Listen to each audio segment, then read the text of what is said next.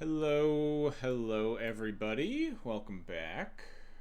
We are here on another Tuesday. The new Tarkir cards have come out today, so we're going to be doing a little bit of trying some stuff. I think Tarkir largely is going to be pretty unimpactful for Legacy on the whole. There were a couple cards that kind of caught my eye and I wanted to test out, and I don't have God knows I don't have nearly the time I used to in terms of like testing ideas that I have. So this is going to be a little bit more rough around the edges in terms of this list.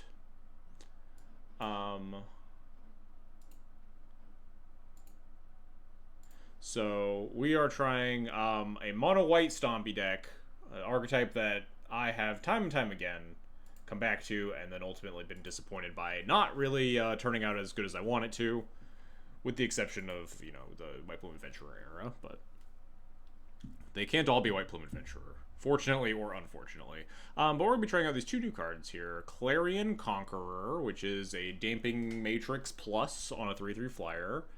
And then we're trying out Sage of the Skies, which just copies itself if you've already cast another spell during that turn when you cast it. I don't have super high hopes for Sage of the Skies. I am keen on it. I'm interested. It's like a cool card. You go Ancient Tomb, Chrome Mox, Sage of the Skies. You just like get two, 3 flying life flickers, which is like a really good rate. But traditionally in Stompy decks, your threat wants to come after your lock piece, and so if you're going like Ancient Tomb, Chrome Mox, Unnoted Peacekeeper, or Archon of Maria, or Clarion Conqueror, and then turn off your Chrome Mox or whatever. But you quickly run out of ability to double spell for your Sage of the Skies. Now, you do have, like, Lotus Petal, Solitude, Chalice of the Void, stuff like that, which can activate Sage of the Skies, but, you know, this is a... We're trying some stuff. This is certainly, like, not how... If this deck has legs, this is probably not the end game version of it. But, you know, you gotta start somewhere. Hey, Erstats Alorin, thanks for the subscription, appreciated. I think that's about all I wanted to say. We're just my kingdom for playable white stuff. I just want to cast an Archon for real. Yeah, I like Archon is really good against a lot of decks. You just need enough cards in the shell around it for it to like really work out. And the bane of this deck is always that like your Delver matchup's kind of dog shit, and I think that kind of is still true for this deck here. There's a world where you probably want to like just play like 4 Rips and 4 Plows or something as the Delver strategy, and you like move more Mindbreak Traps as the anti-oops measures, anti-turn 1 measures, and you shave down the ley line, something like that. The other card I was thinking about was like, can we just like play Pre-War Formalware in the sideboard? Just fucking no Stoneforge, just raw dog it. Like, when you have a bunch of nuts 3-drops to get back off of Formalware against Delver specifically, it seems kind of nice. Like 4/5 lifelink flying vigilance, 4/5 flyer vigilance, 5/5 flying vigilance, 5/5 like if you regularly get back your like 3-drop with it, like it's kind of nuts. But maybe I'm like just too D&T pilled, and that card's like not very playable unless you have like Stoneforge or like Felios in your deck. And like maybe there's a world where you turn this into like you could turn it into a Stoneforge plus Felia deck, and you know, move around some of the cards and make it more ETB focused, and probably cut these Sage of the Skies and probably cut the Clarion Conquerors at that point, move these to the sideboard for like the Nadu matchups and Oops matchups and Artifact matchups. But, you know, this is the point of testing, right? Sage of the Skies does seem decent in that matchup. Yeah, true. Like, if you do have like the nuts, Ancient Tomb, Chrome Mox, Sage of the Skies, it is pretty good against Delver. So let's just get this started here. I have no idea if we'll... The prelim after the showcase usually just, like, doesn't fire at all. So I'm not that pressed about it. But also, like, the prelims are so combo heavy that maybe this deck is just, like, genius and we should just run it in the prelim tonight. We'll see. We'll see how we're feeling in 50 minutes. We can go check on it. Maybe this deck just sucks and we just like play 2 matches and then it's like, alright, this deck's unplayable, fuck it, and then we like play D&T and jam D&T in the prelim or something. Who knows? What's up, Blackie? How's it going? Oh, we get to do the thing? Turn 1 Sages? Well, we're on the play. I feel like just we turn 1 Dungeon here, right? You're just on the play in the blind. You just fucking slam your Dungeoneer. I mean, turn 1 Sage Disguise into turn 2 Dungeoneer isn't bad either. I guess... Hey, Eureka, thanks for the resub. You didn't even ping me so I can log into queue into you. Yeah, my bad.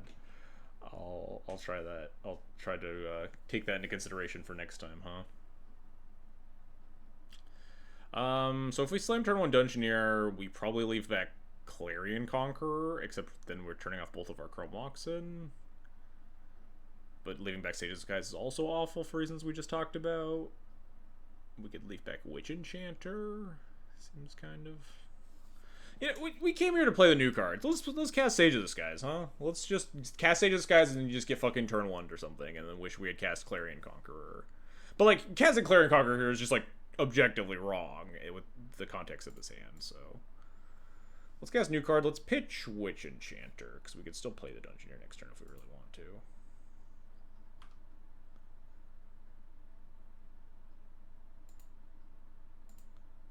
Let's do the cool thing. We came here to cast Sage of the Skies. We're gonna cast Sage of the Skies.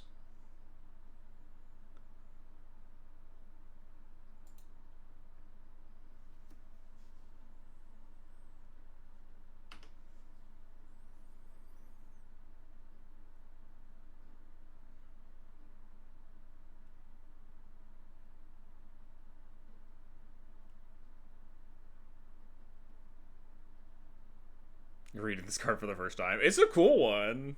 It's a nice turn 1 off your Chrome Mox. Even if it isn't good, Sage is such cool design. I agree. Oh, Urza's Tower? We've hit the Clarion Conqueror matchup? Well, we're going to lock ourselves out of white mana, but...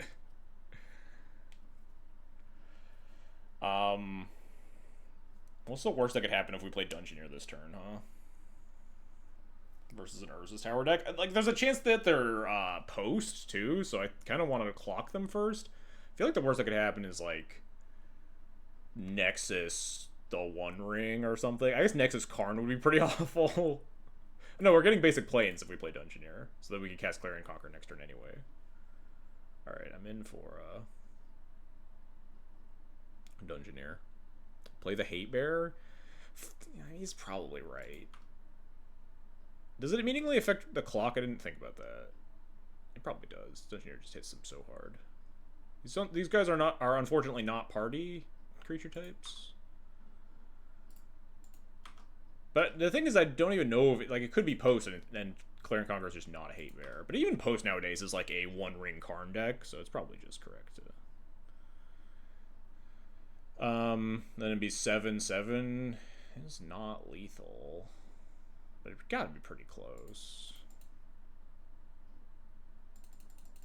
Yeah. Statistically, it's likely to be Mystic Forge nonsense, huh?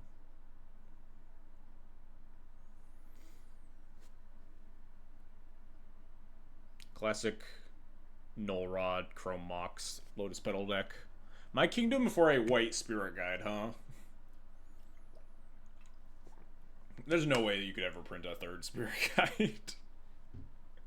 Untap Eldrazi Mimic. I think we win if they just cast Eldrazi Mimic. We have 7 power of flyers.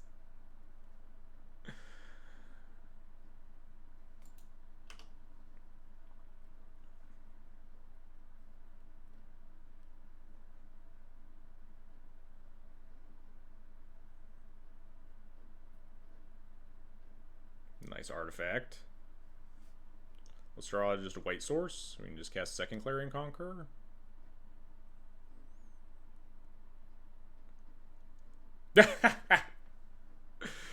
Alright, the old play my land, cast my spell, concede before it even gets to the next turn. Alright.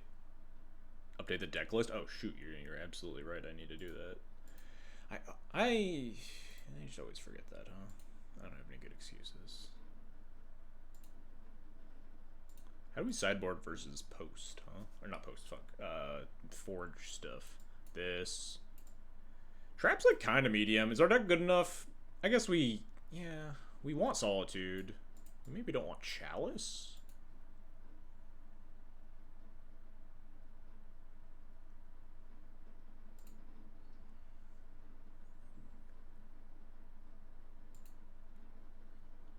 want all of these? I mean, Sage of the Skies you can take or leave. This is not really a beatdown matchup. So, like, these cards are fairly cuttable.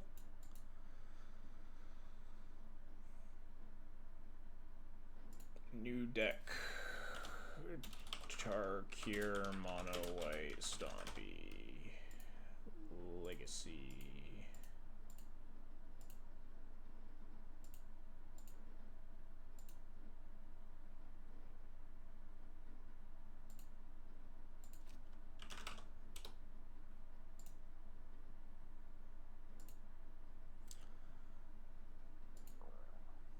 Chalice turns off like keys or petal opal only. Chalice does seem like kind of medium here, especially on the draw. I'm kind of disinterested. Flute name new. I mean, that's a lot of steps. Let's slow down there. I don't. It's a lot of steps, assuming my opponent has Ugin in their deck.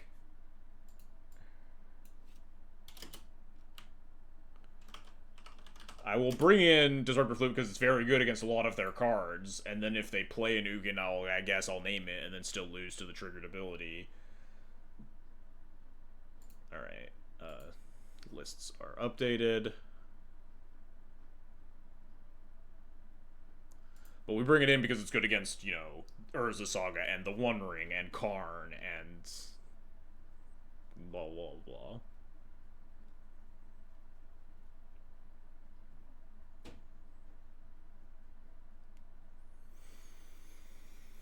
Is turn 1 Archon and no other play is good enough versus this deck? Probably not. With our deck, I feel like we could... I mean, we have a lot of good hits off the top, but maybe on the play I would keep this. I feel like on the draw... I don't know. Having 3 mana like on turn 1 is pretty important for this deck. Deafening Silence usually shuts off 4. I mean, Archon is a Deafening Silence.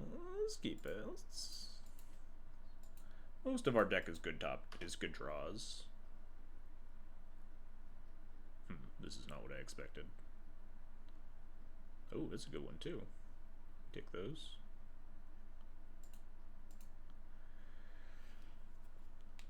I think I just lead Archon. Seems probably better. Don't really know what this basic island is. This basic island just like Ghost Quarter / whatever it's called / White Orchid Phantom Tech or something? No, what's happening? Double basic island. Oh, this is like a jewel deck then?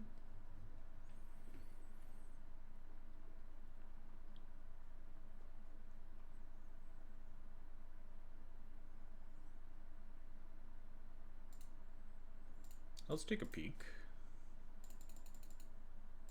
Blue Painter? I guess maybe it could be, huh?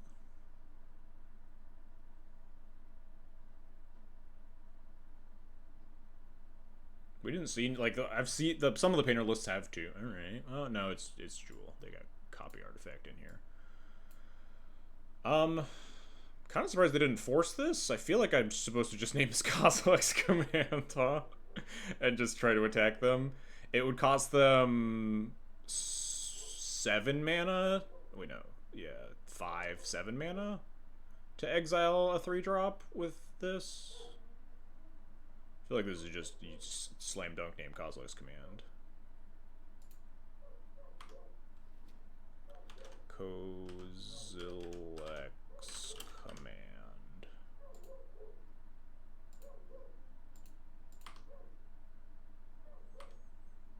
I'm kind of shocked they didn't force a will that, but maybe, I don't know.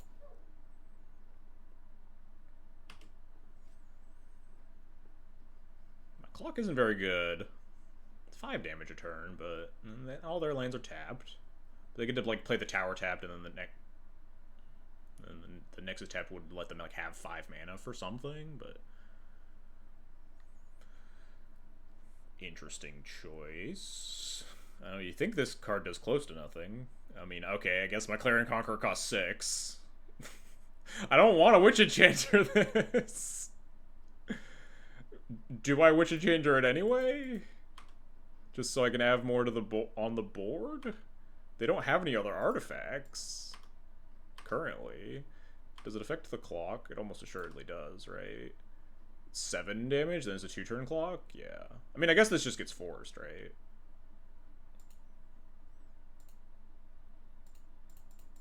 But that's also fine.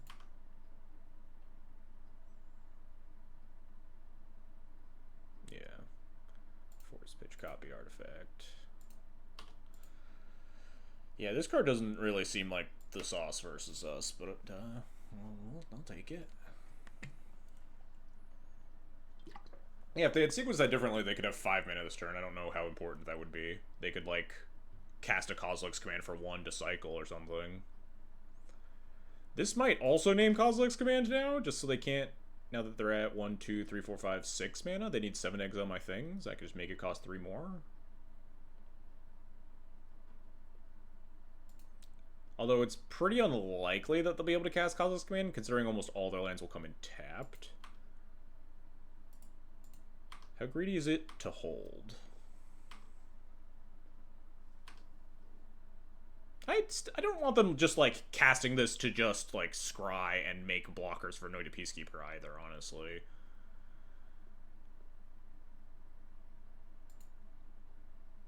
I think I do just want to name Kozilek's Command again. 1, 2, 3, 4, 5, 6 mana. It costs 2 more, so they can cast it for 2. Just, like, make a chump blocker, scry 2. Yeah.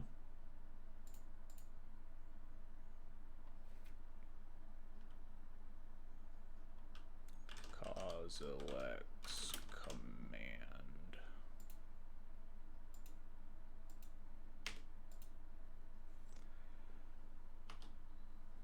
I wonder how White Plume and pre-ban Reanimator would have existed together in the same meta. Probably not in a very interesting or fun way for anyone.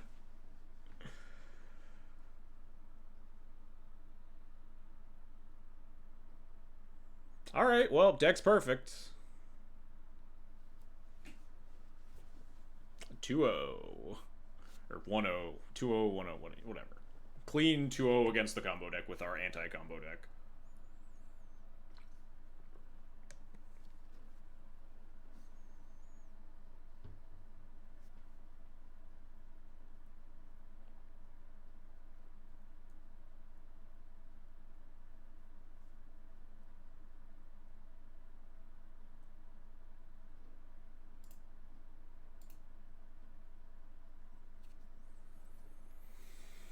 Alright, we have the combo. We also, again, have the ability to cast Turn 1 Dungeoneer instead of Turn 1 Sage of the Skies. But, I mean, I guess we at least get a little bit of extra info, because we're on the draw here, so we can make a decision based on what our opponent has.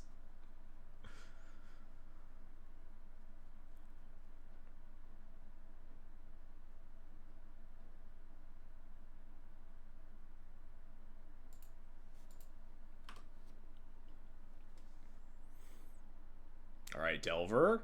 Turn 1 Sage of the Skies time. Probably pitching this Clarion Conqueror, huh?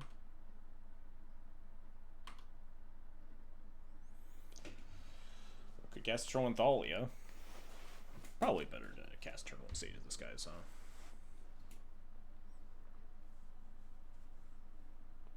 Chromox, City, Petal, Sage. I almost want to keep Clarion Conqueror just because, like, 3/3 flyer is pretty nice versus Delver. I have to imagine Athalia is going to extract more value down the road. Especially given that our mana base is going to be really unstable and we don't really want to turn off our Chromox this game.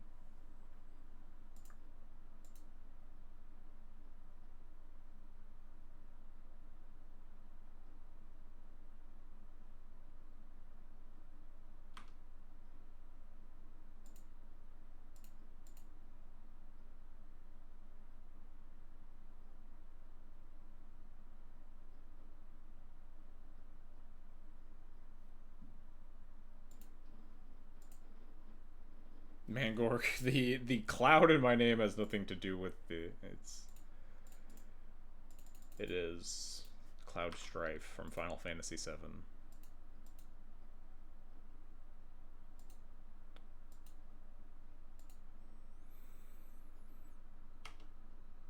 Newish Legacy, do they just never Daze Mox there? I've almost never seen a Delver player Daze Chrome Mox there, but it's probably technically better to go pedal into Chrome Mox. Given that I'm going to cast both this game, like, on turn 1 anyway. On the off chance my Delver player has decided to Daze Chrome Mox there.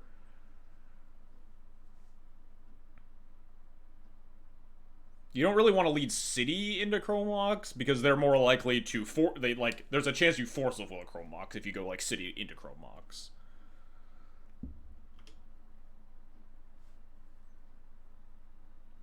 Classic JR complaining about Mycospawn plays broken cast trigger cards, huh? True. How does Delver... Delver can't counter my Sage of the Skies. How are they gonna win? Do I just, like, slam Dungeoneer next turn and try to write... I mean, depends a lot on what they do and what access to what cards I have.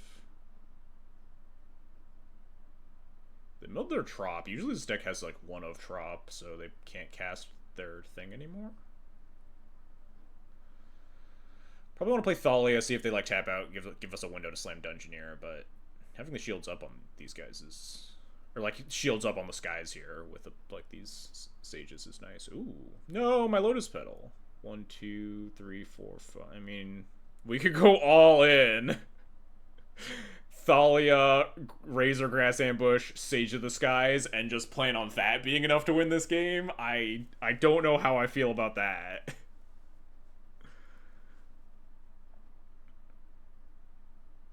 But we do have exactly 5 mana and the ability to cast 2 spells, but we will have 2 mana after that.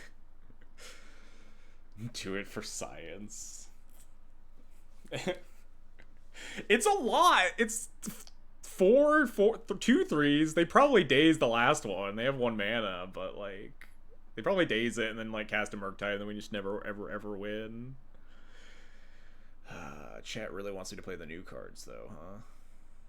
Is there a world I get punished by attacking? No. Well, yes, but it's exceptionally unlikely. They have to fetch and then blind flip a creature into the bin to turn on their DRC.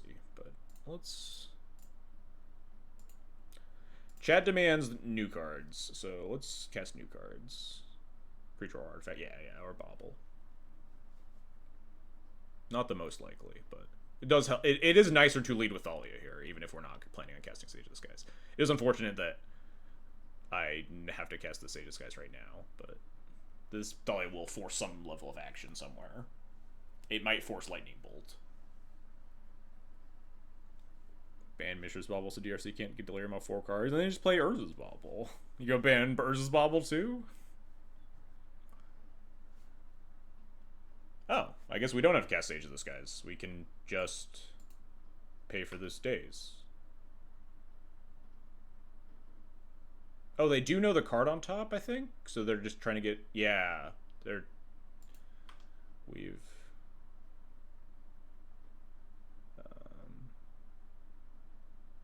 Yes, I will pay for my Thalia. Okay. I'm not going to do my Sage of the Skies thing, then. I'll just say go. Maybe I should have attacked? Well, I mean... I don't think I should have attacked first.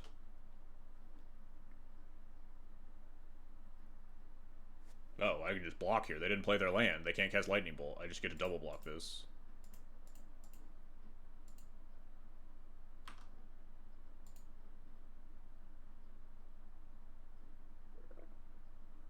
If you attack first, they probably would brainstorm. Yeah, but they have to fetch in order to cast a 1-drop. So it's they would have to have blind flipped. Is this a 5/5 Murktide? That's kind of scary, but certainly beatable. Unfortunate, again, that none of my cards are Seasoned Dungeoneer creature types.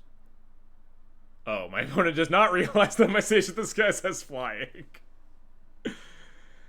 Alright. 1, 2. This could be a... Oh, no, it's not a Chalice of the Void Sage of the Skies turn, because Chalice costs 3 mana now. But it is probably a Chalice of the Void turn, huh? Seems like a good time to turn off all their 1-drops. We have the potential, like, Razorgrass Ambush plus Sage of the Skies to kill Murktide. We can also just kind of if they attack, we attack and start getting some life back.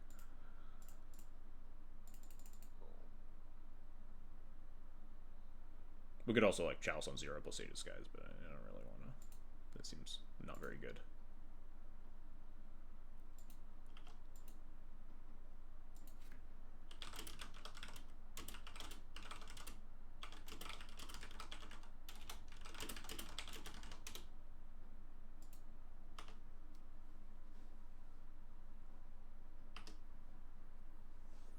Not only explanation for not doing a staple like, oh, we already just spell it out or like have it in letters. Sage of the Skies. Good old sots.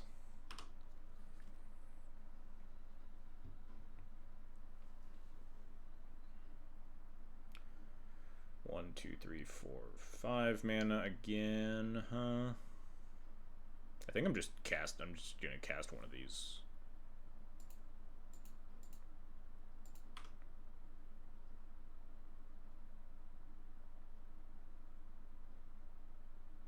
Let's punch him in the face, I guess. Didn't come here to not attack. XJ Avalanche works better with Final Fantasy VII. I guess that is fair, huh?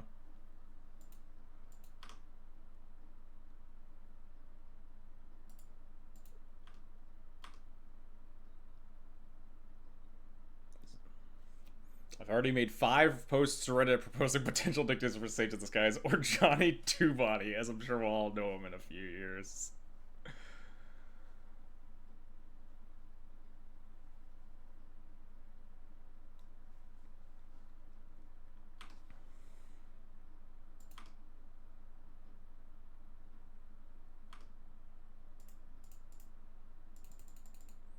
Go get him.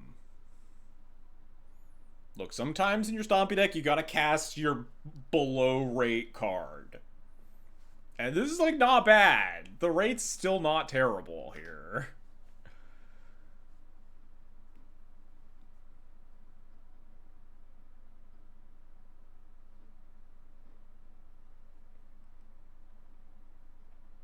I'm gonna brazenly borrow. Oh, yeah. I guess that does cost 3 mana, huh?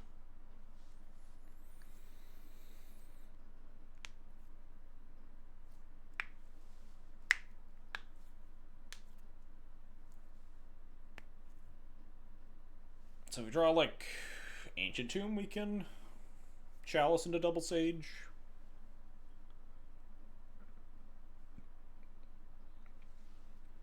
And my opponent's free to start blasting lightning bolts and such this turn.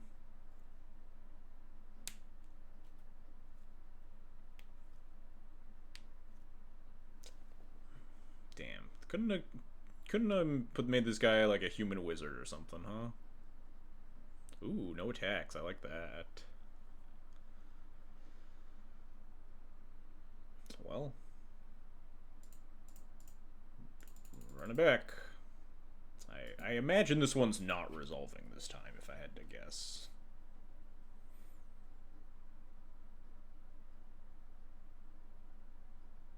Maybe they'll just fire off, like, 2 lightning bolts or something.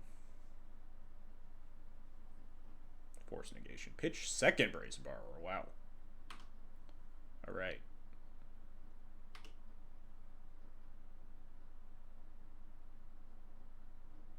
Okie doke. Cast a bolt here. Brainstorm. Bolt. Ripthalia. I was gonna complain about Natty 1 Borrower. Complaint rescinded. Yeah, Natty 2 of Borrower. They had both. Double the complaint equity.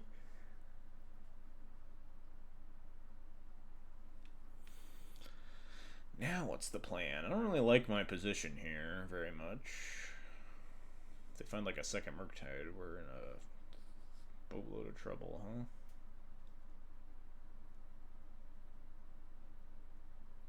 Are their DRCs active? No, they're missing sorcery.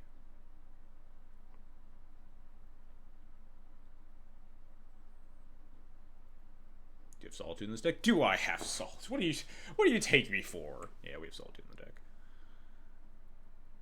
One card left in hand. What if we just ripped Solitude and they had no counter magic? That'd be nice. Kind of want to just rip this Razorgrass Ambush, huh? Just attack both. If they block, we Razorgrass Ambush. They only have one card in hand, they can't force. We trade Sage of the Skies plus Razorgrass Ambush for Murktide, but then we have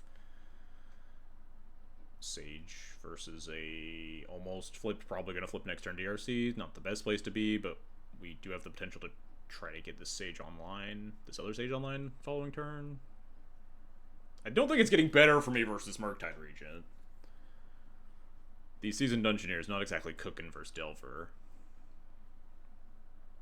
We can just gain a comfy amount of life, too. If this DRC flips, it starts just having to attack, and then we just get to exchange damage with our Sage. Potentially Sages.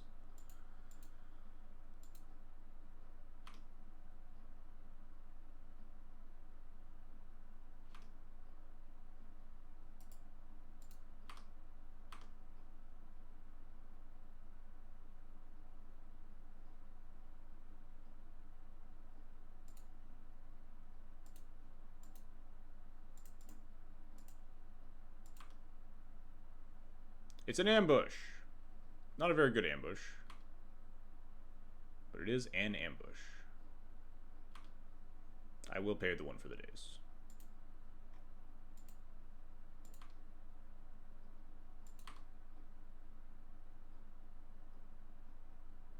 No argument for spending Petal to also Sage this turn. Well... Maybe if they... No, because there's no way... Oh! We could, technically, yeah. But I did want to play a little bit around days. But yeah, we could have done, like, Chromox Petal and then try to, like, play Land Sage of the Skies. This deck looks so mopey. We're winning against Delver, the matchup that I thought would be, like, by far the worst.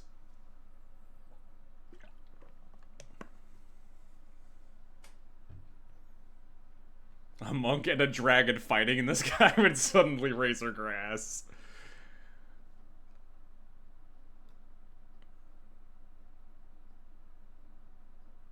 Oh, that's pretty good.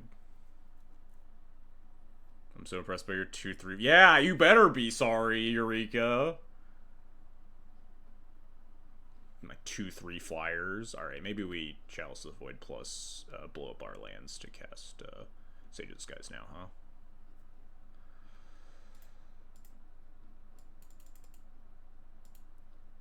Let's cast Chalice first. Go to attacks. And then probably Witch Enchanter, Sage of the Skies. That's why it's an ambush. No one expects grass in the sky. Fair enough.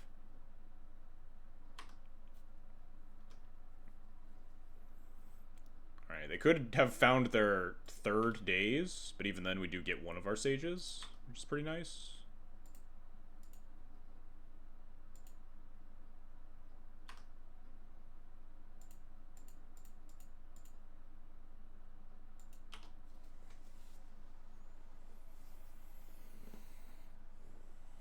We do need to kill our opponent very quickly, but we have a Chalice.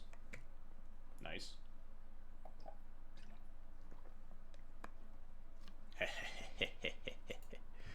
I wasn't going to say it, but we were just incredibly dead there to them fighting another Murktide Regent. Just so unbelievably dead. I mean, we could have drawn our 4 Solitudes, but... Alright, so like I talked about, there's a chance, like, this matchup's not super great, and you just want, like, quad Rest in Peace or something. You change some of these Leylines to Mindbreak Traps, and you, like, the plan is board in 4 Rips, 4 Plows versus Delver, but... Johnny Two Bodies truly go in the distance, huh? Alright, we cut these things and these things. Dungeoneer is really just not it versus Delver. I mean, a lot of our cards aren't really it, but these ones are good enough to keep around. We'll probably even end up leaving in, like, 2 copies of Clarion Conqueror just because it trades with DRC and Delver. Also, this art is just fucking sick. If I buy these in paper, these are the ones for sure. Look at this fucking guy. I don't know about Sage of the Skies. I'd have to look at the other art of Sage of the Skies. I think this is probably fine. None of these other cards are any good? Yeah.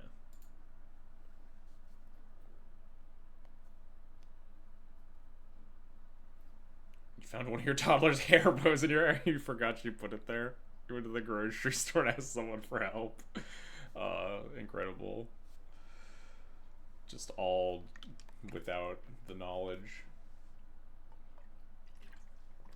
Beautiful stories of people with toddlers. Do I keep this hand? Oh, God. I hate keeping this hand. But, like, how do they ever win? We play Chalice and play Rest in Peace, and they fucking die. They win by casting a Delver on turn 1. But we have Solitude for that, too. We'll draw a land, right? Right, chat? Right? Right? Don't keep these hands at home, kids.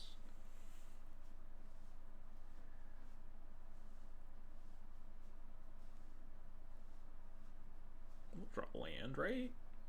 We'll draw land, right?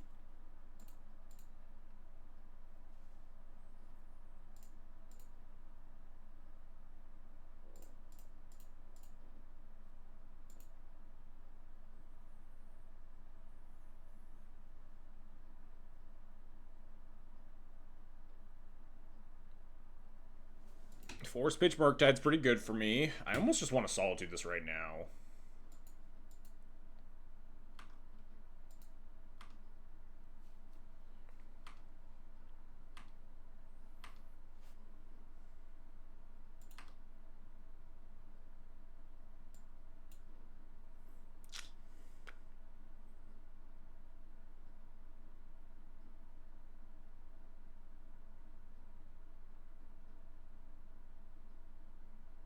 I'm gonna Solitude this Delver.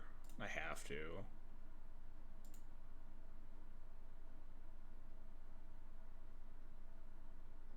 I guess I don't have to. Fair enough. Protect the Queen plan. Now we, like, are pretty disincentivized in casting Chalice of the Void because it turns off the 4 Swords to Plowshares in our deck. But we do have 4 Arc... I mean, we need mana, also, step 1. But then we also have, like, 4 Archons, 2 Clarion Conquerors, 4 Sages of the Skies that can all also block this Delver. So, like, we do have answers for it. We're not just stone dead. But step 1 is draw more mana sources. Preferably, like, second basic planes. Maybe preferably Ancient Tomb, honestly. Or City of Traders, so we can cast the 3 drops easily.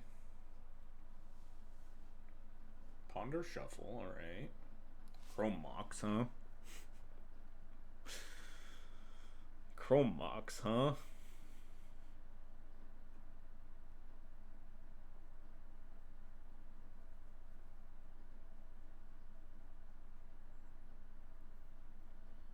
I kinda just want to say go. That is technically a mana source, yeah. Murktide is very scary, and we have no quick avenue to victory. I think I'm just gonna say go. The odds of us drawing like a shitty white card that we're gonna pitch seem relatively high, and then we play Chalice and Rest in Peace.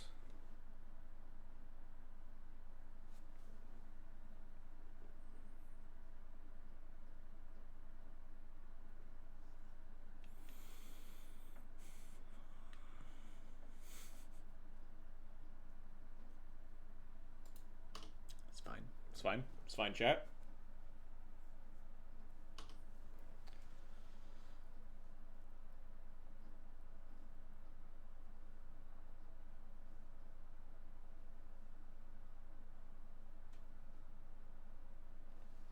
All right. Hey, Jared. It's going pretty well. I feel like I have to cast this Rip because the card I want to draw most is Sword Splashers right now. But I guess this means my Solitude's really bad, but I have 3 Solitudes, 4 Plows.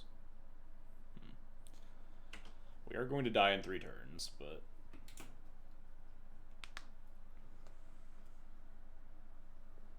If we just draw, like, Sage of the Skies, that'd be pretty nutty, huh? Oh, thank God. If we drew a Swords to Plowshares, we are, in fact, alive. Unfortunately, we would have to burn our pedal if we wanted to plow into Chalice. I don't think that's advisable.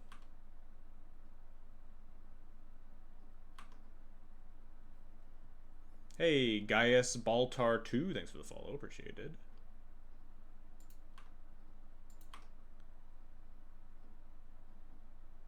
Let's play around Hardcast Force of Negation, I guess. This could just be like Hardcast Brazen Borrower, and we're very sad, but I'm not beating that one. It also might just not be that. God damn it. Sage of the Skies, one-time dealer. Good old Sage of the Skies. Coming to the rescue.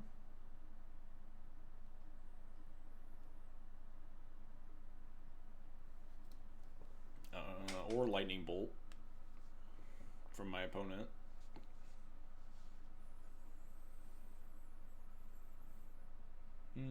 Sage of the Skies?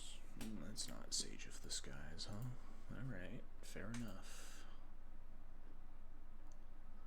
We're running back.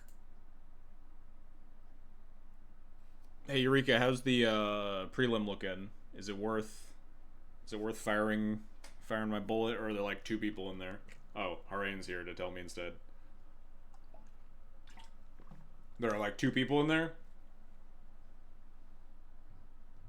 0 people, nice. Yeah, I said at the beginning of the stream, the prelim directly after the showcase just the showcases never fucking fires. No one needs QPs. It's just impossible to fucking fire those. I'll jump in. It's not gonna happen. It's actual 0 people, huh?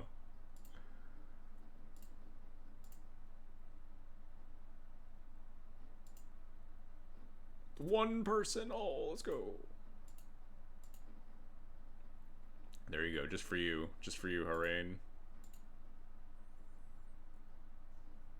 It's not about the QPs. It is about the QPs for me. I want QPs. It's a new season. I spent 5 whole tickets on the cards for this deck, so I could play it on my main account for QPs. Because I just like don't play enough Moto anymore. I never have the QPs that I need.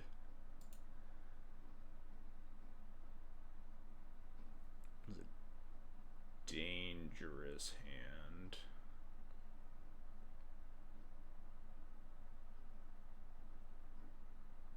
Your Waka Flocka, your Rakshas's bargains. It's definitely a keep. I don't think it's a Chalice on 1. It could be like a Chalice on 1 into an Undazable Rest in Peace, honestly. Chalice on 1 on the play is kind of nuts because it turns off all their stupid little guys. And then we have lands to rebuild slowly. You really want to get your Plow underneath the Chalice, but there's like decent odds the Chalice doesn't resolve too.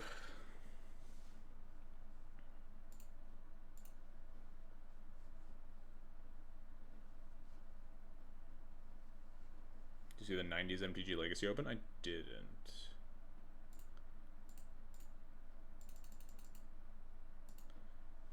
City Trader is always here to just fuck up your turn 1s. Make them way harder to figure out. Yeah, Force Pitch Days.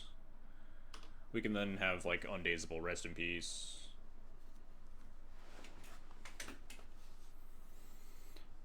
And then we could cast like Thalia on turn 2 potentially, or just cast a Plow, or do nothing.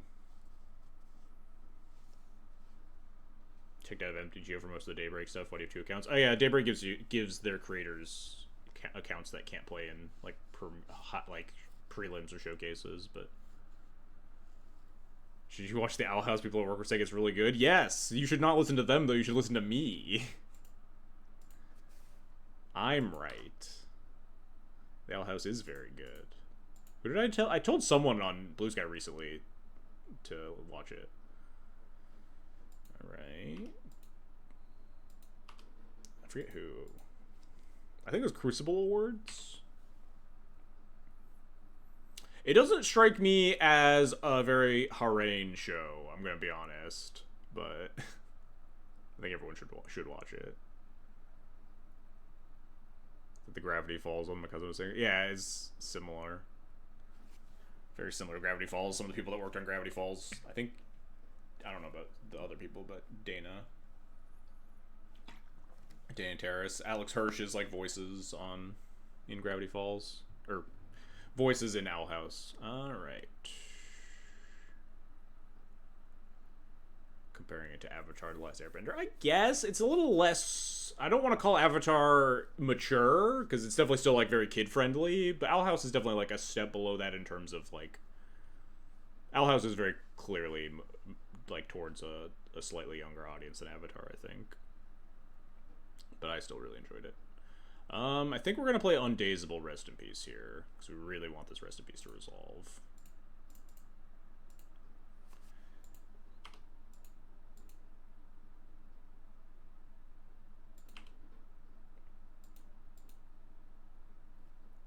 You never got into Korra? I also never watched Korra.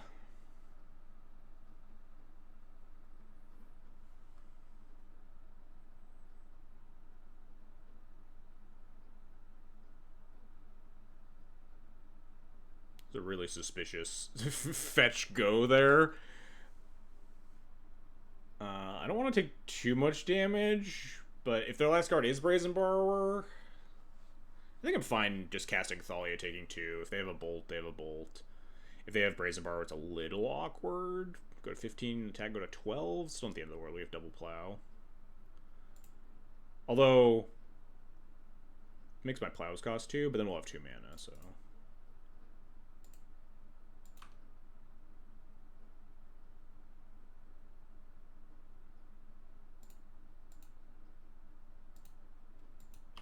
Guess I could take 3 to do both. But no, then I'd have to plow the DRC. Okay, they just don't have anything. Deal. They could have, like, Lightning Bolt.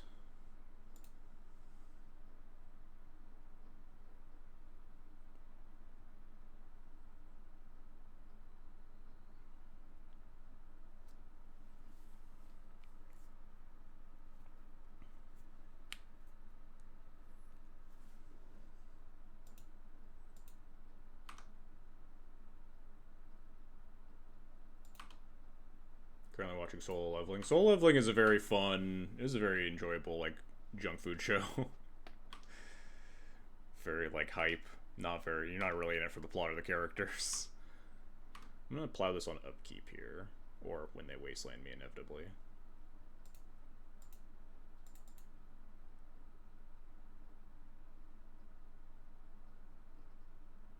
This could be, like, hardcast Force of Negation.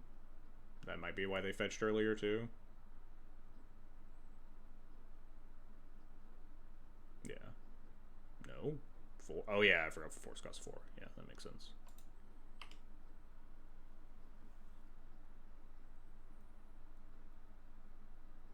Kept a card on top. What card would you keep on top here? Delver of Secrets?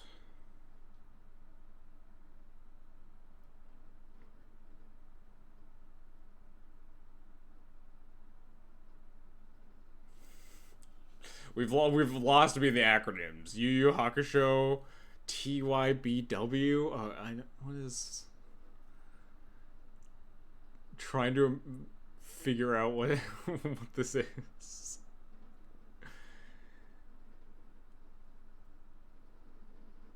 Oh, 1,000-Year Blood War. There we go. Yeah. Gotcha.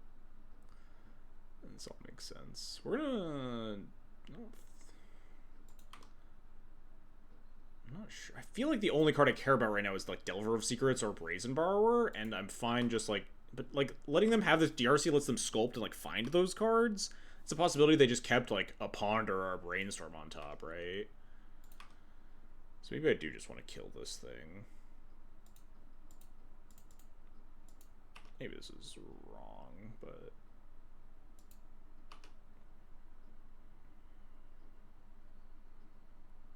Yeah, well, maybe it was wrong, huh? Maybe it was right. Maybe I'm a fucking genius. Unfortunately, I actually can't cast it right now, but, you know.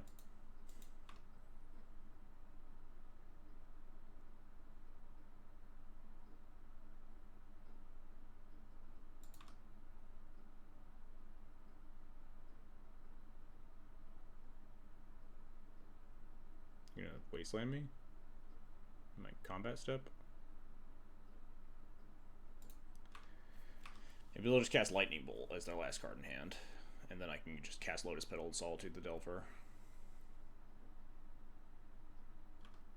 Dang. Do we have Ketramos in this deck? Yeah, with all of our ability to cast black cards.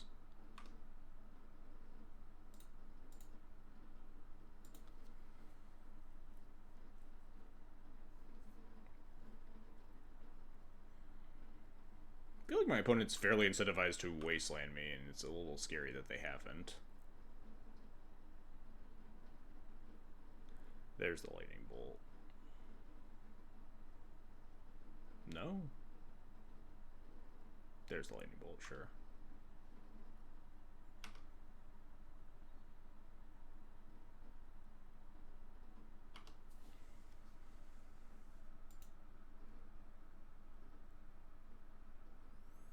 No flip means another creature. Could mean Brazen Borrower, could mean Murktide, could mean land.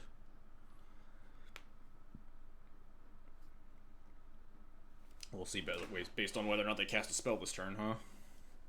Any white card kills this Delver. It's a land, cool. I think I just burned this Lotus Petal to play Archon. I don't think I want to, like, burn the... I think the Solitude's one of the better cards we could possibly have.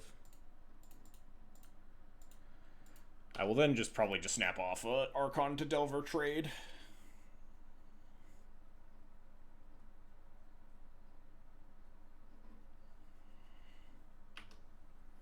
Until they inevitably flip this Delver off of Lightning Bolt. And I'm very sad about it.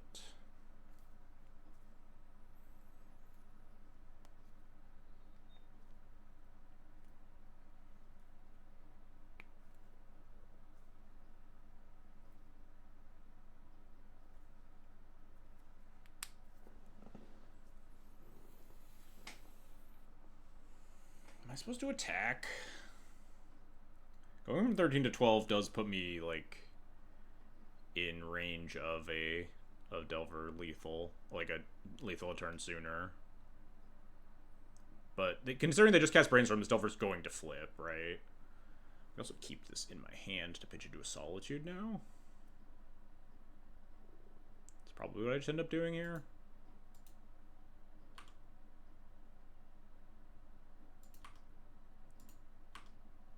Delver's the scariest creature they could play, so...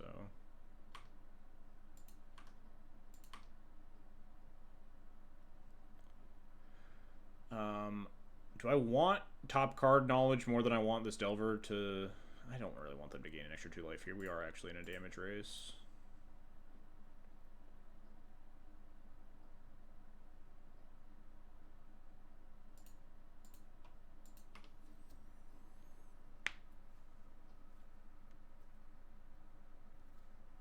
They probably just reveal a Ponder or Brainstorm and then cast it this turn. Or they don't have anything. Let's go.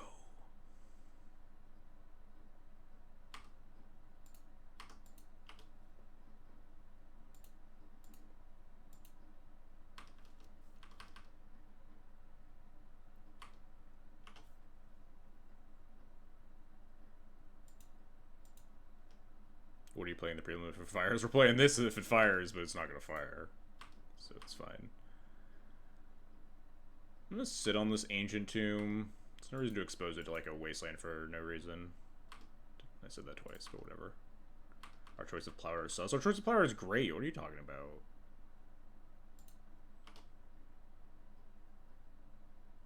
We will play basic planes.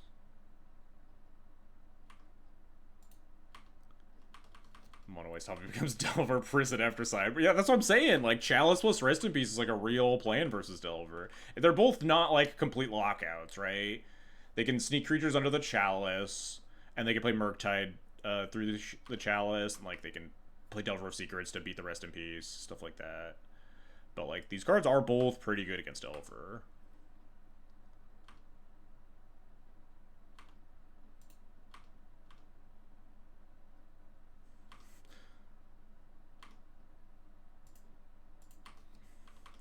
One life. Archon, I believe in you. Archon, you're doing the Lord's work. So for 0 mana, 2/3 flyer. We had this Chrome Mox ready. We were ready for 2/3 flyers. Alright. Chat, maybe we're cooking, huh? We beat Delver. I fucking love Archon. You love you love 2/3 flyers with no other text. Archon just slowly attacked my opponent to death that game.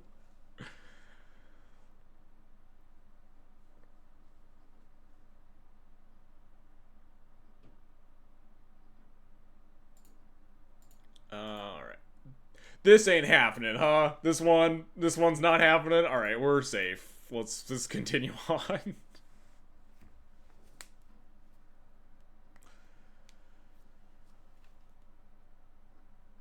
Are you playing Bargain or the... I'm never gonna cast Rakshas's Bargain for the rest of my life, I have to imagine.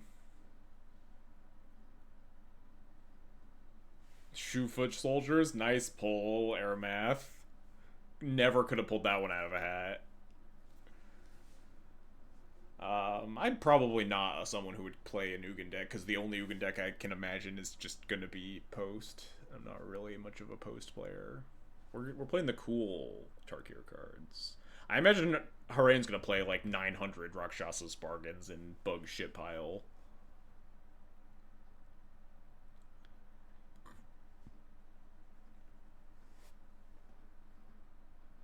Harane, what the fuck? Get out of here, man. It's okay, we'll just crush Harane. Fucking easy mode. Alright, we will not keep this hand. This hand is unfortunately not very good.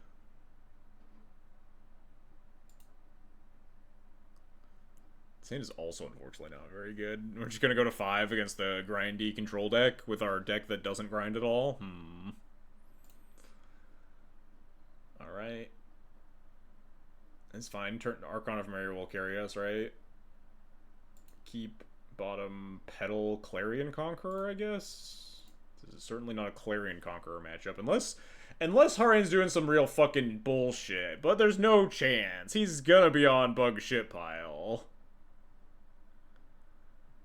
Dude can't play with that stream. Is he streaming right now? Was he just hanging out in my chat and also streaming?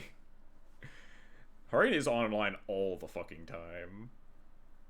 I almost want to bottom. No, we'd probably just end up pitching the Solitude. I'm just gonna do this. He should be honor bound to tell you what he's playing. I don't really care that much. Archon.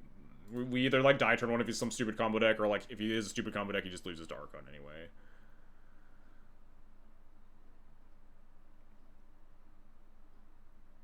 I feel like the bargain thing. Yeah, I think it's very likely that new card, he's on the cool new thing. I think I'm just going to go Archon into Anointed Peacekeepers. Although, maybe we play Peacekeeper first, because Archon just dies to Fatal Push here.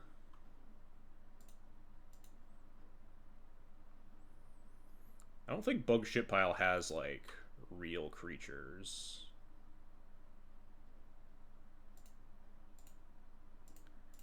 It's time to keep the peace.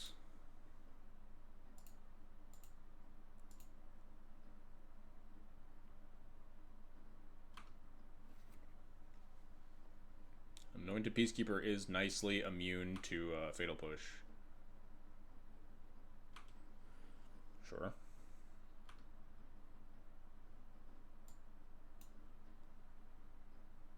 Well, fuck me, huh? I don't really want my Chrome Mox blown up.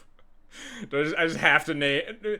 He also has Abrupt Decay for my Chrome Mox? This is so fucked up, man. He doesn't know. But, like, he definitely knows, right? We just have to name Witherbloom Command? Burn the Abrupt Decay on the Chrome Mox, then rip a white source, and then have Archon carry me? That's the plan? Because I don't want him to... He will easily cast Witherbloom Command on this and get back a land. But there's a chance he doesn't Abrupt Decay. He might Abrupt Decay the Anointed Peacekeeper or something. So we name Witherbloom Command.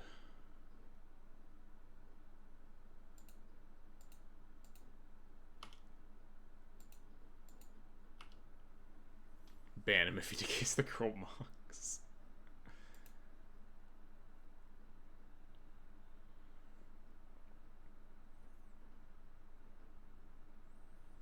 just slam attack, slam second Anointed Peacekeeper, name Witherbloom command again? Not unreasonable. The further I get from casting Archon, the more sad I get. If I attack, does he just Bowmaster the Peacekeeper? Yes. So I don't really want to attack. Maybe Archon would have been better. Sorry. Yeah, I mean, if I know his hand, I definitely would have loved to have slammed Archon, but I think Playground Fatal Push is pretty reasonable. If I play Archon, Aegis gets Abrupticate. If I play Peacekeeper, he Abrupticates the Peacekeeper, and then we name Witherbloom command again, and that's the best place to be, I guess. Let's keeping our Chrome Mox alive. Yep. Oh god, revealed the whole thing again. I don't need this. I need your Murderous Cut? Come on, man. Leave me alone. Now he gets to Murderous Cut my Anointed Peacekeeper. Witherbloom command.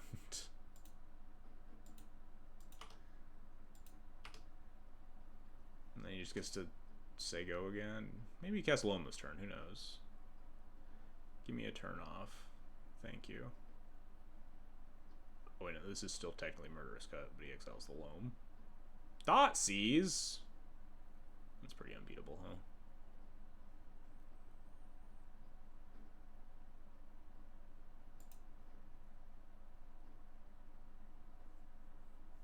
Well, this Thalia is pretty bad. All my cards are pretty bad, huh? Surely this Clarion Conqueror will go the distance. Thalia definitely won't go the distance versus Orcish Bowmaster. We don't have more cards to cast, it'll be fine. Go get him 3-3. With flying.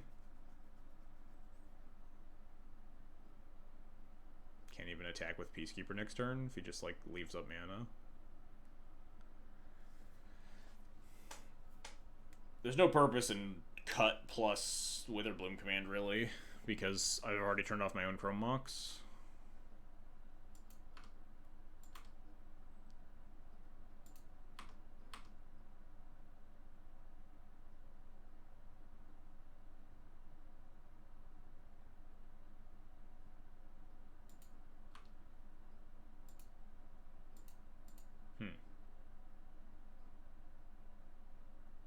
Well, I definitely don't want to cast my Thalia, so I guess we just say go.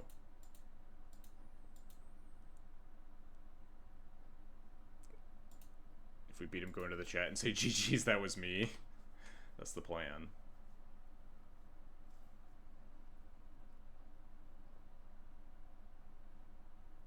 Rakshasa's bargain time.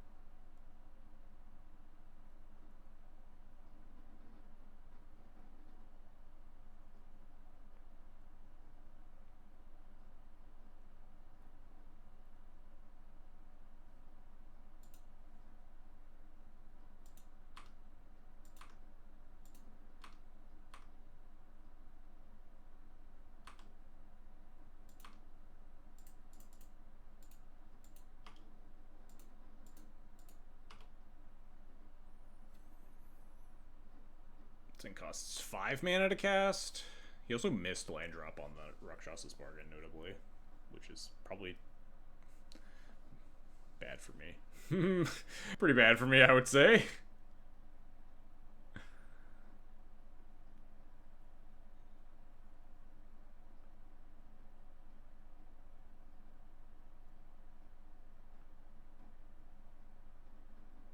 At what point do we concede? Around this point, I would say.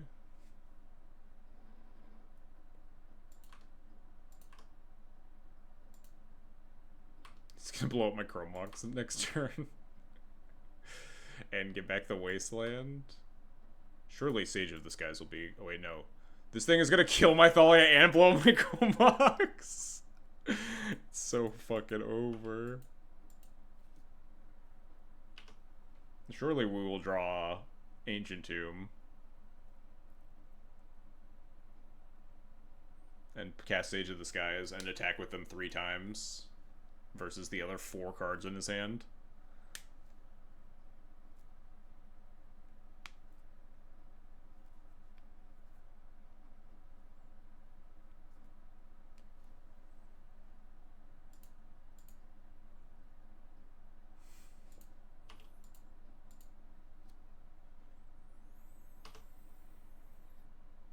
Surely we will draw Ancient Tomb into second Lotus Petal. Bro, you are not cat...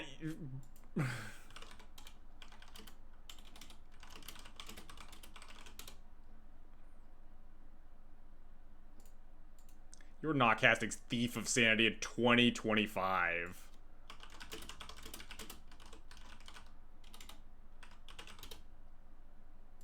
This card wasn't playable in 2020!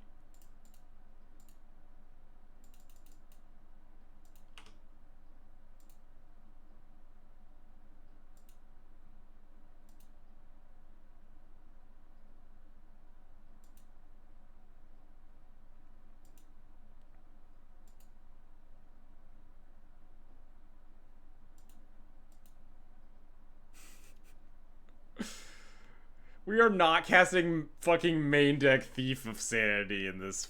God damn it, dude. The perfect counter to Thief of Sanity is 2 Sage of the Skies.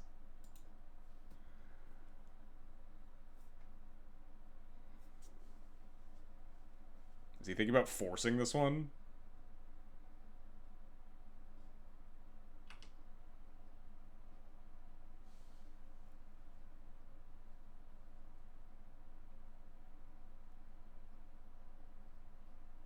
Can we draw Chrome Mox?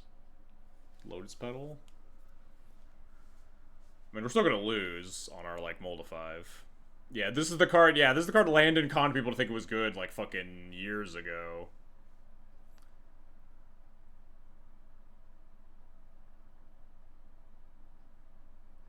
Why are you not wastelanding me? What happened, man? What? Huh? I mean, we're still gonna lose this game so fucking badly. I will cast my non-kicked Sage of the Skies. What is he holding up that he's gonna get me? Is he gonna, like, block and Bowmaster one of my Sages? What's going on? What is happening? What did we hold up this turn? Edict. Okay, sure. That felt much worse than Wasteland to me, I think. 3 cards in hand, we're just not allowed to attack. I mean, this game is not super winnable, but, you know, we'll play on. We'll see how many other fucking Thief of Sanities he has in his deck.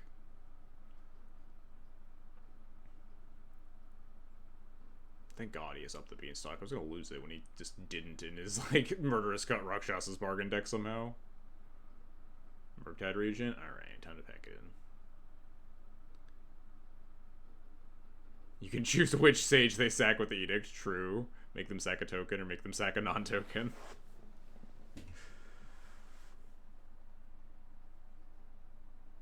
We will concede now. We cannot beat this Murktide Regent.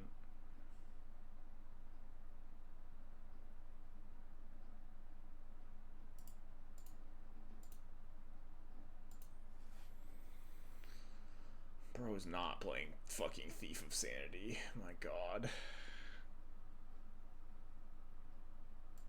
I think I just want to cut Chalice of the Voids. Harane's deck just seems like the type that's not actually playing 1-drops. He probably, like, cut Ponders to fit in all of his cards. I think these cards seem pretty horrible. Harane just called this D&T on stream.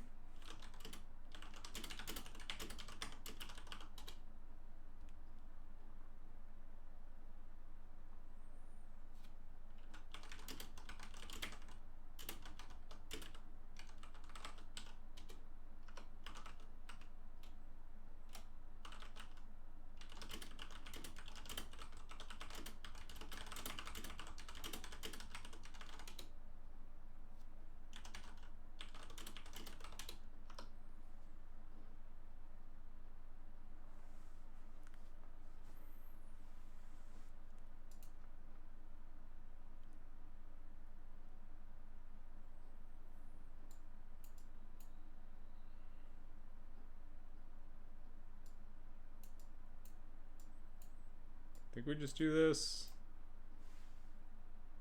His cam covers chat. No, they can't see me.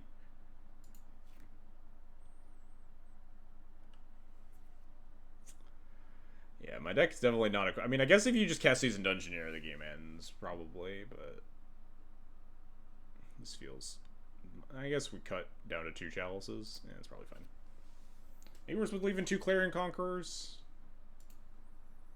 3/3 flyers. Can we have, like, a keepable hand versus him? Do I just, like, turn 1 Thalia, turn 2 Peacekeeper, turn 3 Peacekeeper? That's, like, never gonna work versus control decks is the issue, but I'm also just, like, not allowed to mulligan ever.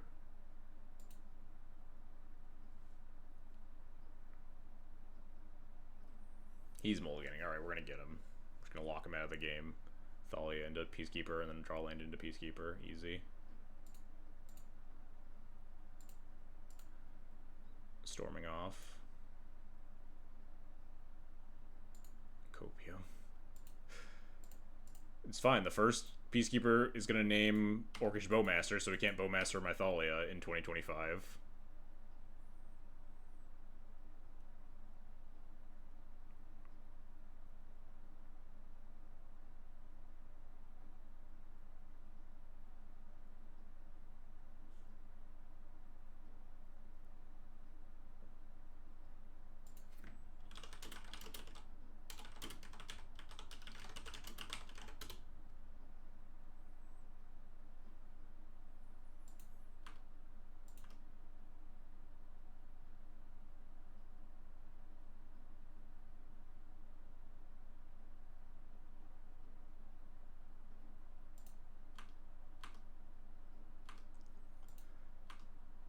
Surely my Archon of Emeria will resolve.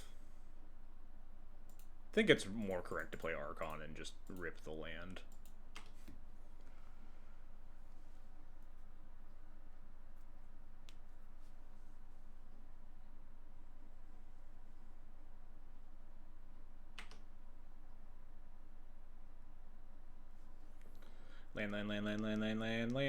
Land, please. Land, please, deck. One-time dealer.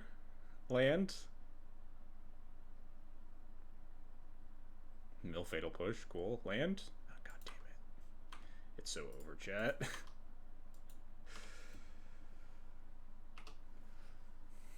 Harain ruining our perfect run with the only deck worse than mine in the Legacy queues.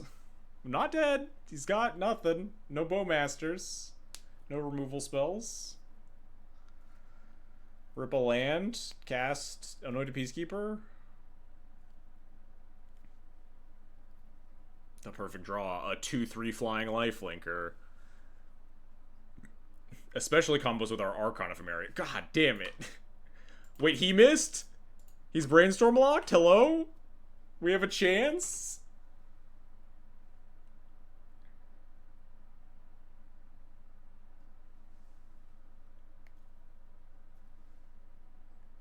Archon Sage. It's just good deck building. Just like Clarion Conqueror plus Chrome Mox. I'm gonna lose it, man. Come on. None of these draw steps. Just one land.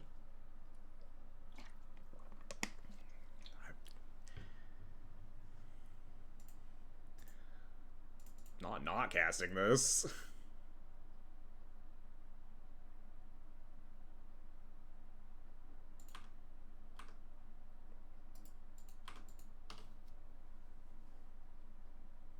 There's the Bowmaster. Fatal Push, maybe? Fatal Push my Archon. Murderous Cut. Okay, sure. If we could draw a fucking land ever.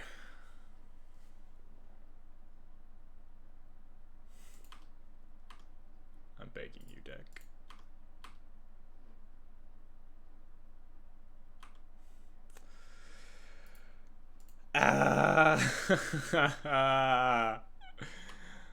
Please.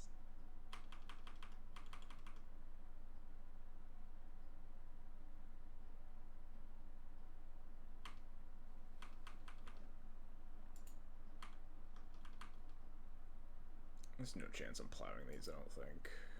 If I draw Soul Land, there's a world that I, like, plow into Sage or something. We are at 12, but...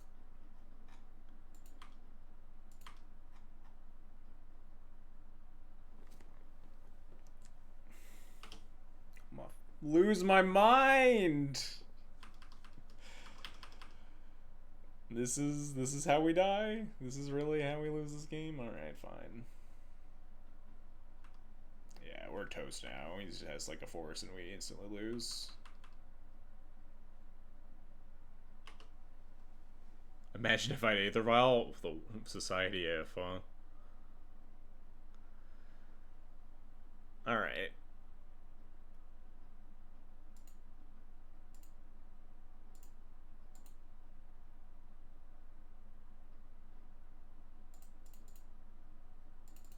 Played the uncounterable one at least, or half uncounterable one.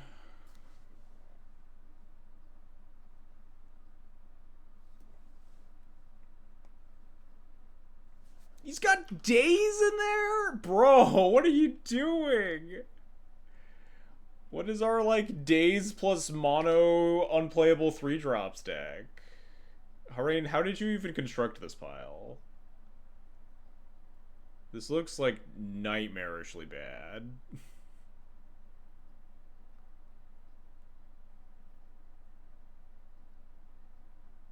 Days does not draw him a pile of cards. That is true. It is very nice for me. Alright, 6 cards in hand. What are the odds that Anointed Peacekeeper, you know, locks this game up, huh? 100%? UX surprise. Yeah, he does call it shit pile. That is on me, huh? It's impossible to predict anything that's in his deck. Yeah, I'm good. I'm good. I don't want to see any more of this, huh? Let's just call it. I'm good. Let's move that one right along. We're getting beamed by Harain. We missed like 6 consecutive land drops to lose that game.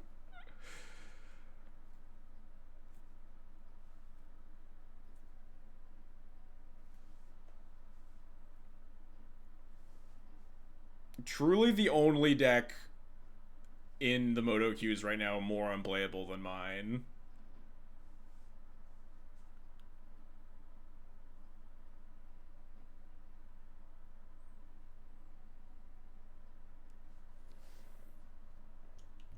I try not to like roast people for deck building decisions, but Harain should know better. Come on, man. Harain, get out of here. I don't want your raid. Harain viewers, get out of here. Oh, we're about to get fucking toasted by D&T. Where are our lands? What is this? First time chat from Raider.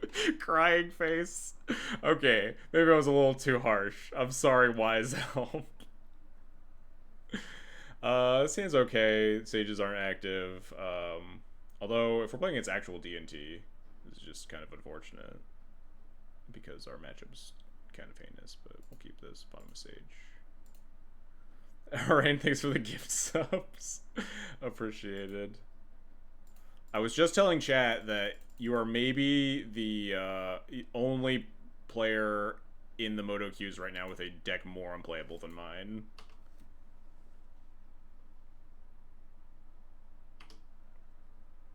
Is there any deck that this deck isn't heinous against? We're 2-1. Living the dream. Oh. That can pair with our Sage. Young Just, thanks for the subscription. Appreciated.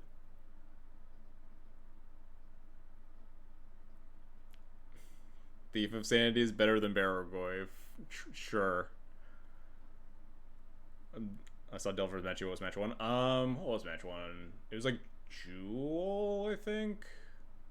Yeah, they had like Copy Artifact and Kozilek's Command. What am I doing? What is this? This is just straight up Death and Taxes. I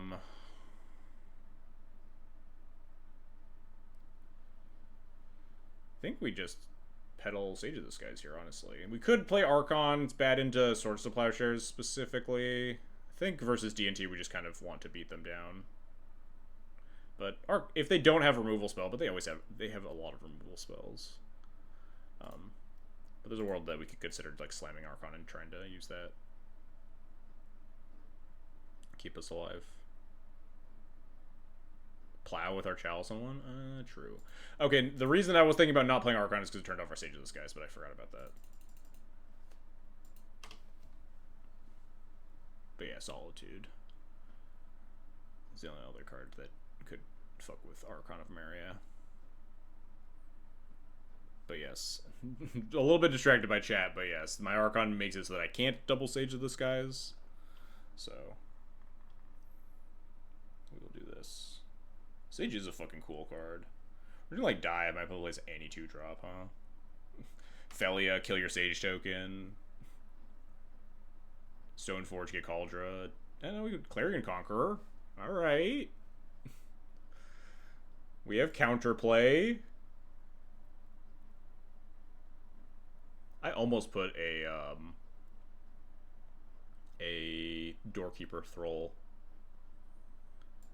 in my deck for this matchup. And then I was like, who plays D&T?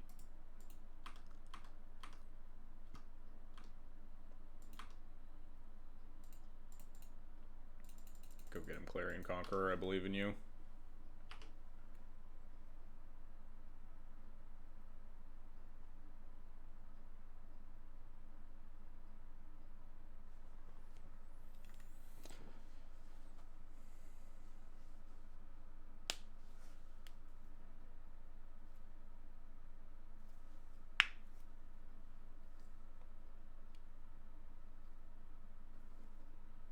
Flicker Wisp my token. Sad.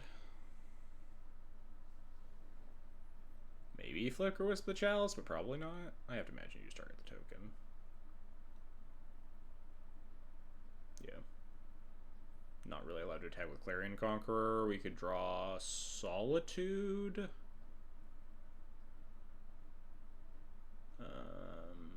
Attack for 2, play Archon, I guess. Call it a day. Offense over, bricked by a single creature. They only have 6 cards in hand. What's the worst that could happen? I mean, this wasn't their most impressive play this turn, so...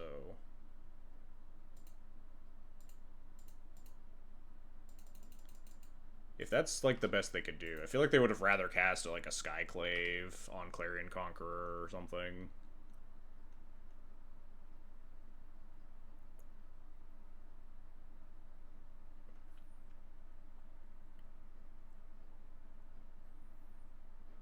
Alright, tapped Prismatic Vista. We got 5 power flyers.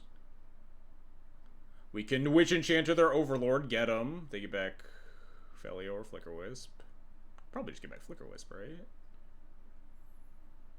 Yeah, bricks my offense again. But only next turn.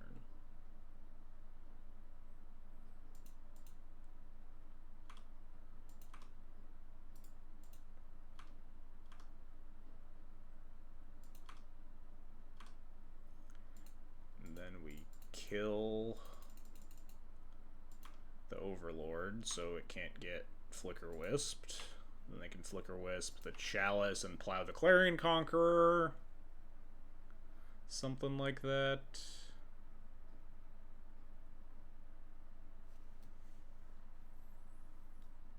Our deck's definitely not cut out to fight against Death and Tax. Is this card a, we could draw specifically Seasoned Dungeoneer, but this card is not, I don't think, a Seasoned Dungeoneer. Warlock's not one of the party types. Warlock's a D&D class. Why is it one of the party types? It's like, what? Rogue, Wizard, Cleric, something else.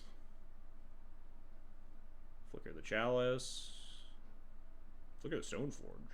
I guess with 1 more mana you can cast the removal spell. Fair enough.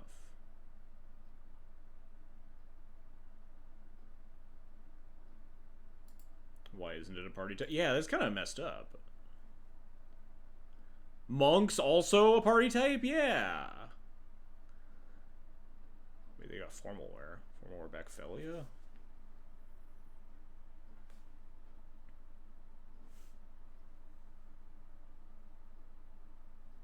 Oh, they're gonna block with Wisp. Formalware back Wisp. Formalware Backphilia. Can I just concede?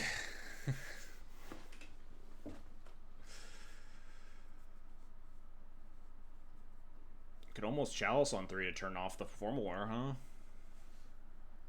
Oh, no, we can't. This pedal's not active. Play a Thalia. Concede. I guess we can attack with this Witch Enchanter, huh?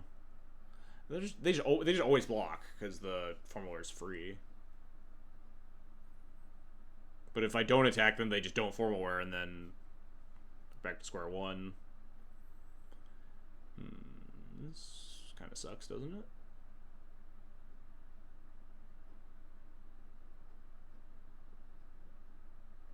They don't have anything to get back with the Formalware besides the Felia and the Wisp. So if I attack with the Witch Enchanter, they block with the Wisp. They play the Formalware, get back the Wisp, blink the Formalware, just get back the Felia. We bounce the Felia, and then they just have the Wisp again. This all kind of sucks, huh? They're 9 life. We're so close. Maybe we would have with the Archon 2. Block here, get in 2 points of damage, put them to 7. But then we just...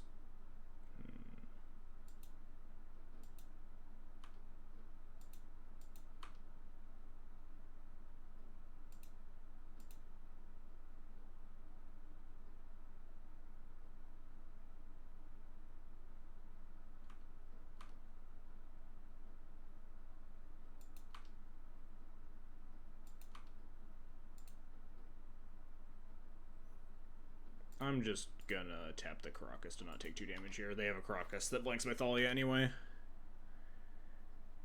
Can we overcome Flicker Wisp plus Primo Formalware? Gotta bring it Rip. I mean, we might bring in Recipes versus Overlord plus Formalware, honestly. We probably have a lot of cards that are not good in this matchup.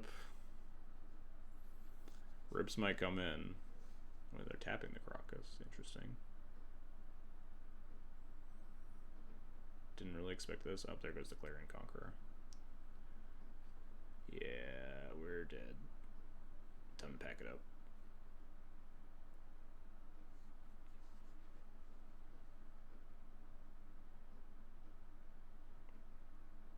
Wise Helm, thanks for the follow. Appreciated. They're still not gonna bounce the Thalia? They're trying to cast Formalware, but then they can't.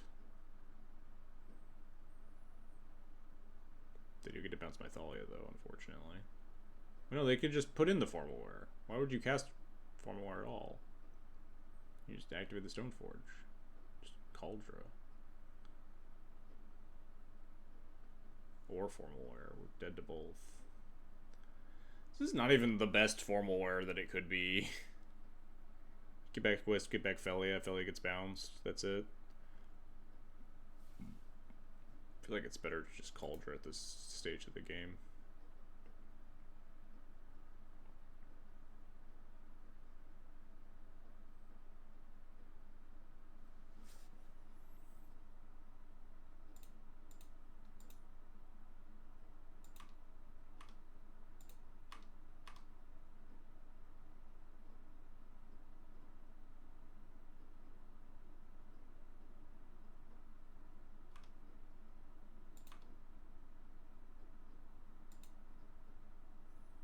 Play a Chalice on 2 that doesn't really do anything. We're gonna die to a Cauldra. Thalia also didn't. Thalia just Rashad and ports a Caracas.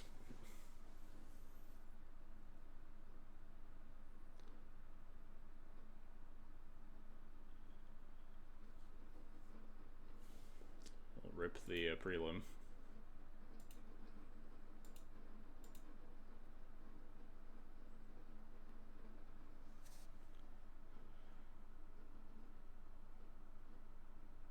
Probably a turn too late to draw Dungeoneer now. Maybe Solitude? Oh, god damn it. What did I just say?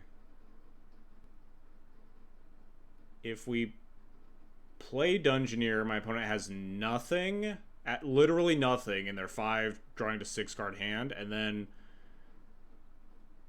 Then we attack with it and then draw a second Dungeoneer, then I guess.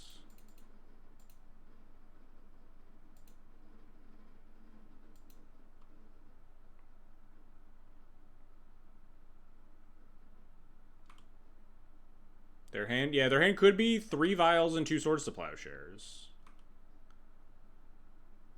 I would imagine that they would probably have picked up Yorion rather than bouncing my Thalia if that were the case, but I don't know what my opponent's choices are.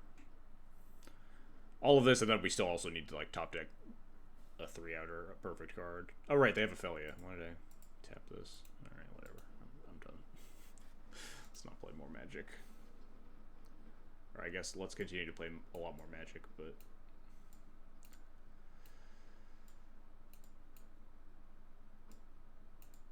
Cut these. Bring in 1 Flute, I guess. Flute's not super exciting versus Death and Taxes, but it's probably better than a Chalice or a Thalia.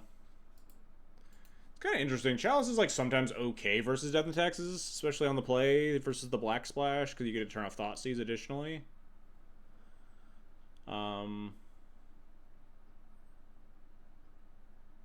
Flute stops what? Stoneforge Vial versus Chalice stopping Vial, Plow, Thoughtseize. Maybe Flute's worse than Chalice, at least on the play.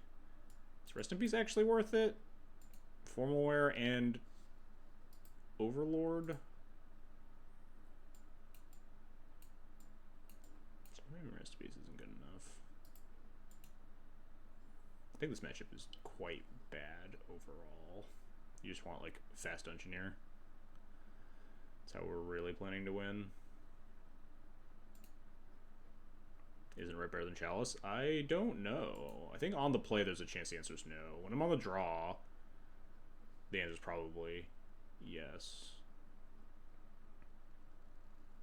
Chromox Angle. Chromox Angle could be arguable. How do they ever beat Sage of the Skies? I want to cast Sage of the Skies on turn 1. Maybe I just do cast Sage of the Skies turn 1 here and then play Arc on turn 2 anyway.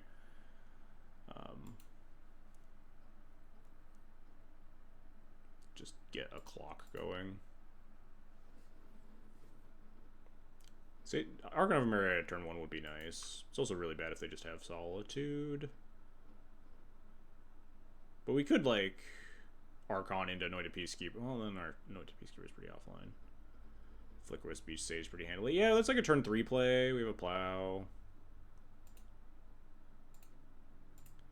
This is the fastest clock we can provide, which is kind of what you need to do against Death and Taxes, but it's not a very good clock. And this was like keep Witch Enchanter in my hand to try to beat, or to try to draw Seasoned Dungeoneer, which is my like actual only good card in this matchup.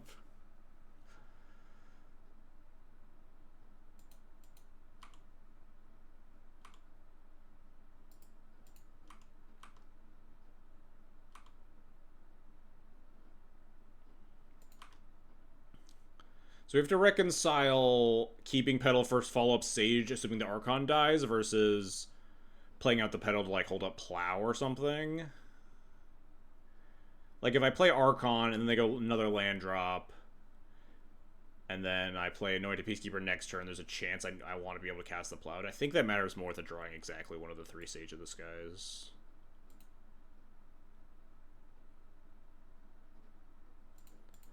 Of course, this has now doomed me to top deck Sage of the Skies almost assuredly. But we could even, if the Archon dies, we could, like, use Petal plus Plow to activate the second Sage anyway.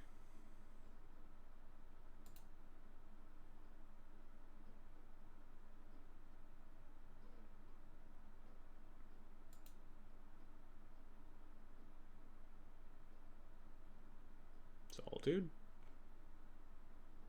You just take your draw step before you Solitude.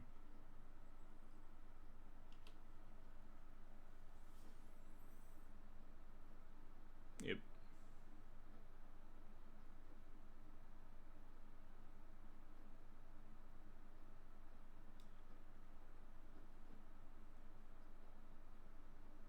Stoneforge. Get Cauldra. maybe you get the kill spell. Maybe you Phantom Blade it up, but I feel like the answer is no.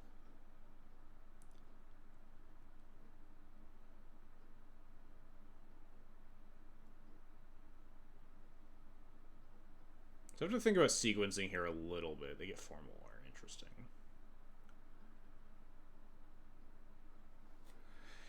I was going to say we got to think about the sequencing because there's a chance I want to plow this Stoneforge Mystic, but there's also a chance that like I look at my opponent's hand and I want to name Swords to Plowshares. Like if their hand is Swords to Plowshares Cauldra here and I cast Anointed Peacekeeper, then it's pretty bad for me. I guess then I just Anointed Peacekeeper name Stoneforge, and then when they cast the Plow, I cast the Plow, but it's not the greatest exchange. But also, if I just end up naming Stoneforge Mystic, I don't really want to waste a Plow on it.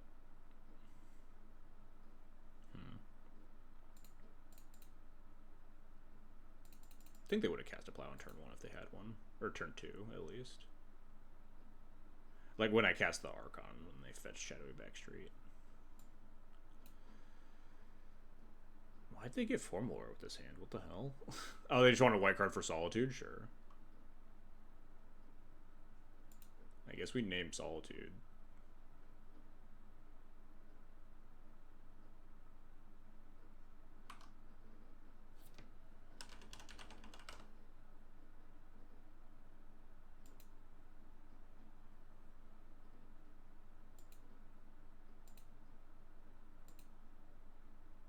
Oh, wait.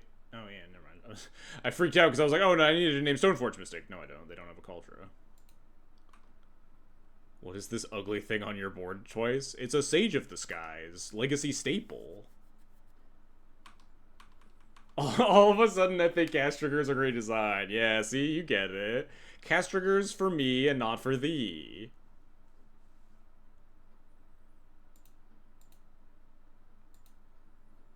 So if I attack all, they could cast Bowmaster to try to ambush the Peacekeeper, but then we have Plow. Thoughtseize? I mean, I guess I plow the Stoneforge Mystic, huh? It's probably worth the pedal.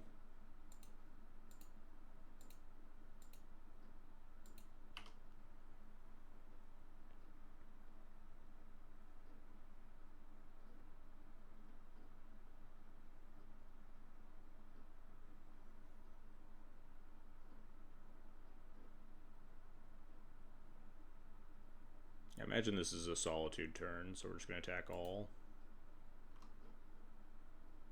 What does it look like when MTG finally loads all the art? I guess we'll never find out.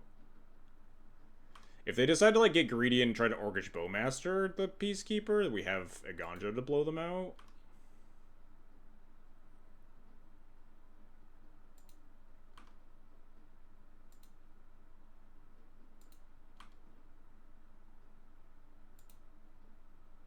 I guess they could get it back with the 4 more after that, but then they're just dying to the Sage of the Skies at that point, though.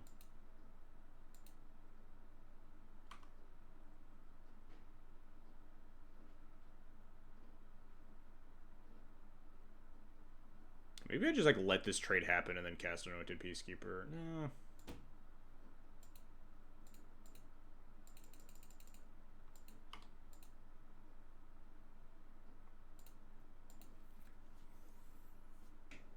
If they pre-war 4 more this turn, then they can't Solitude the Peacekeeper, and then they're just dead, so... Or they can't Solitude, like, one of the flyers. Took a game. Next game's gonna get pretty ugly, huh? Maybe we want to board like this on the draw. Chalice gets a lot worse.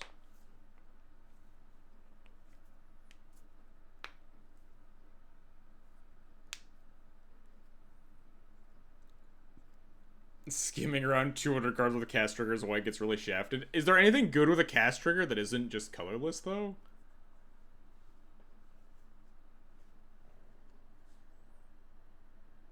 Like, how many cast triggers even exist in Magic? I guess around 200.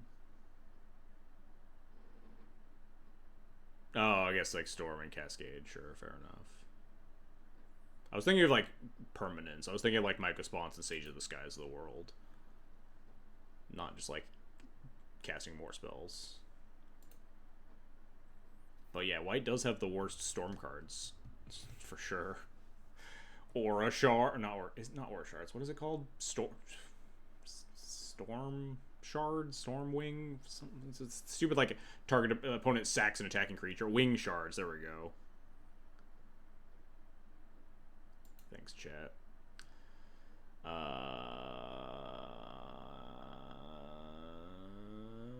We'll draw a land, right? I don't even know how good this hand is if we draw land. Pitch Conqueror, pitch something. We'll draw specifically Ancient Tomb or City Traders, right, chat? I think this matchup's bad, and you kind of gotta gamble a little bit.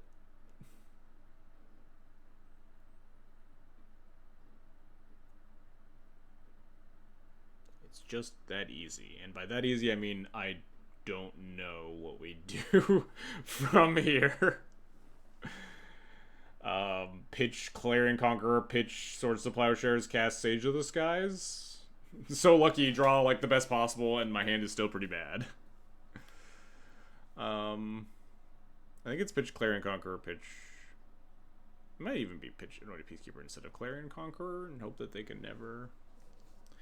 Is it pitch Sage of the Skies and hope that they can't beat Anointed Peacekeeper into Clarion Conqueror? Friend, you kept saying. I mean, I think none of my hands are good versus down the decks. I think this deck is atrocious in this matchup, but we got very lucky to win that game too. I'm not complaining about the hand being bad. I'm just trying to like figure out how this hand wins the game after hitting the keep button, you know, as you do. After 1, hitting the keep button, and 2, also drawing the card that I needed.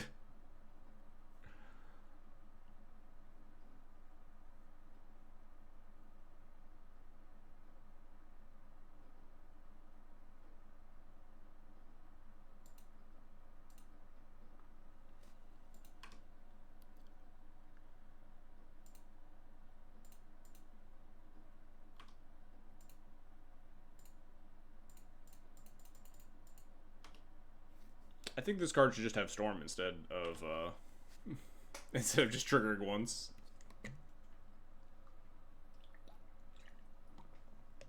What do you think, chat? You think they just should have put Storm on Sage of the Skies instead? That'd be a reasonable design choice.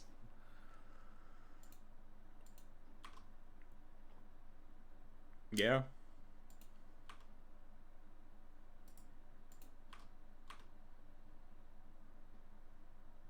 Is this Felia or Swords to Plowshares? What does fetch mean?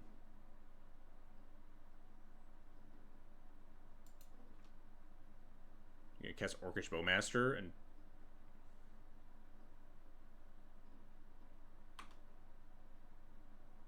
okay. What are you naming here? Is you like Soul Read my Anointed Peacekeeper? Seasoned Dungeoneer, fair enough. Yeah, that would be a good one to cast this turn.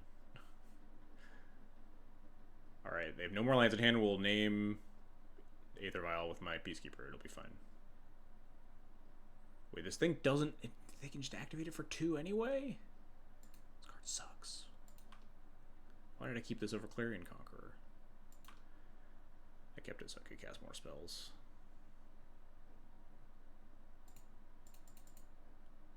Clarion Conqueror should have Storm. True. We might just win this game, chat.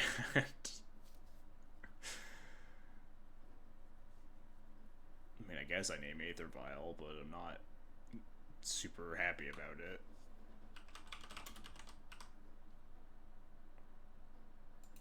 Aether Vial should have Storm. I think that one would be fairly balanced. I think that one's fine. Their hand does also suck, yes. The question is, does their hand suck enough that we can win with our motley crew of idiots?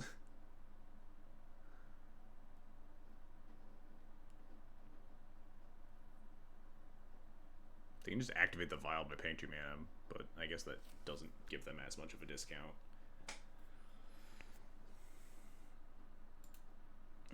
Paying 2 mana to cast their 2-drop with Flash. Do we ever just name Solitude there? Holy shit, we're doing it. Maybe?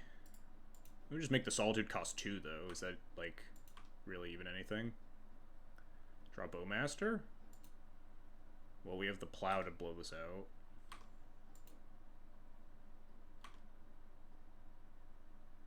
Are we gonna win this game, chat?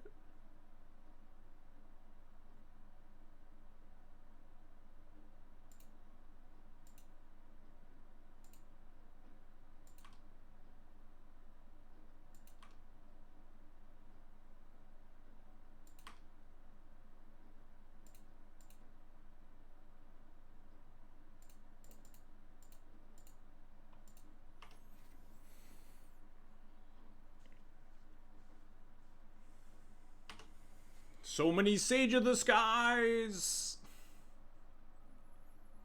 Is it too early to talk about banning Sage of the Skies? We have so many! Look at this! GG's! We fucking did it! We broke it! Toxic Deluge. Hey, you shut up! Alright. Sage of the Skies better than Mycospawn. We're taking this one to Twitter, huh? We got so many Sages.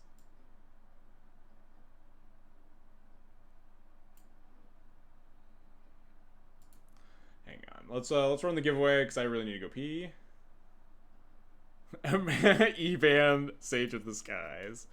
Exclamation point giveaway. So the giveaway code has to be Sage, of course. We're giving away 120 play points here. Type Sage in chat to get your chance at 120 play points. While I run to the bathroom. Get your Sages in chat.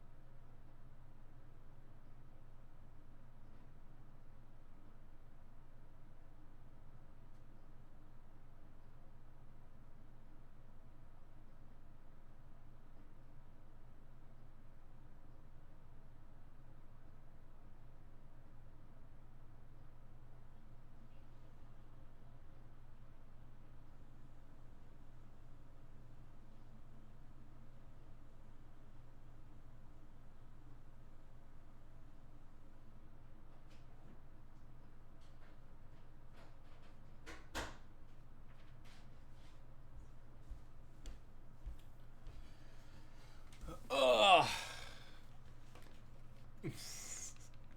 Any odds boost given out just the opponent you just dumpstered? GG's Nick Donuts. I will run the giveaway twice, and if your name gets called either time, you'll win it. We will call two names. If either of them are Nick Donuts, then you will take precedent over the first winner. Sage, skip me. Well, we were skipping you regardless, Evron.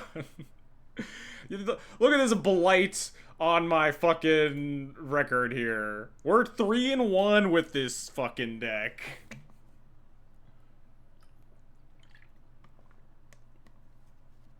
Sage, don't skip me. I need incinerate points in cube. Fair enough. Alright. We gotta fire off our blue sky post for clout though. Thief of Sanity carried. Yes, Thief of Sanity was really good at costing 3 mana, getting brick walled, and then me dying to Murktide Regent. Can't imagine if that card was like a 4 or 5 Barrowglyph in that situation. Really, it's anyone's guess.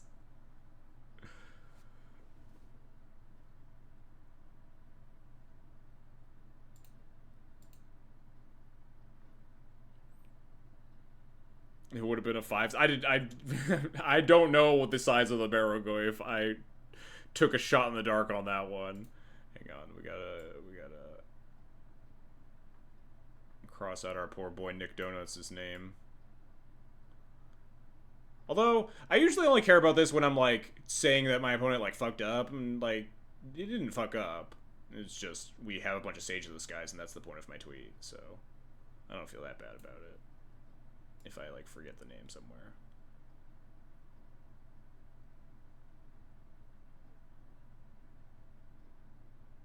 But we'll still cross out the name, because that's general screenshot etiquette.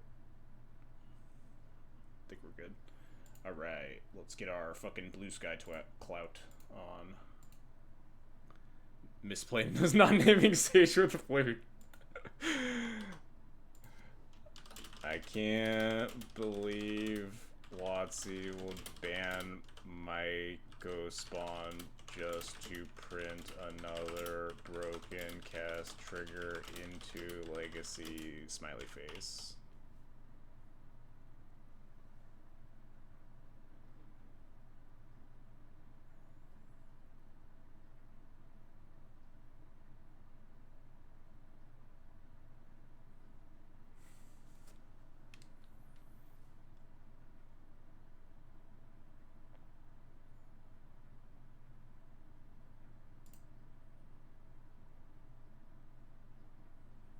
Perfect.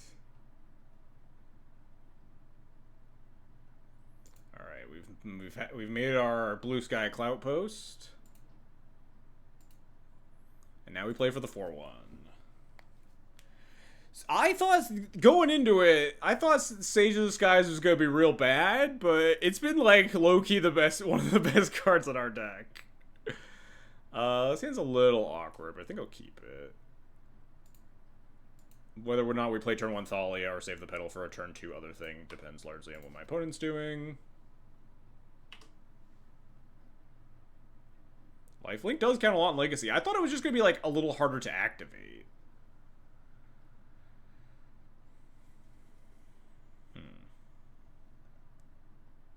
Tundra Tamio, what does that mean? Just like some control deck? I feel like a control deck would fetch basic island, Tamio. Treadnought? We're not all you. Breakfast? Does Breakfast play Tamio? Perfectly. Yeah, this Solitude is very good here. I'll give it that much. I'm definitely going to Solitude this Tamio. I'm just thinking about, like, Larson's been on 1. I mean, it could make sense, copying, like, the showcase list. I think just on average, Tundra Tamio is not going to pressure my life total enough to the point that I need to, like, play tapped Witch Enchanter, and I can just kind of freely play around days. The next question would be, like, what do I pitch to my Solitude?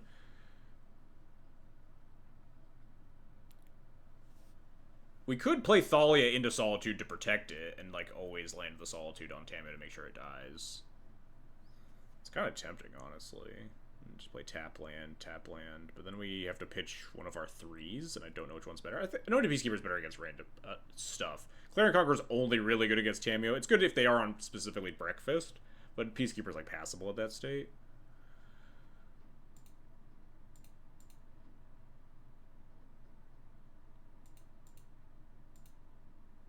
It's also fairly possible that we shouldn't have these Thalias in the deck again, huh?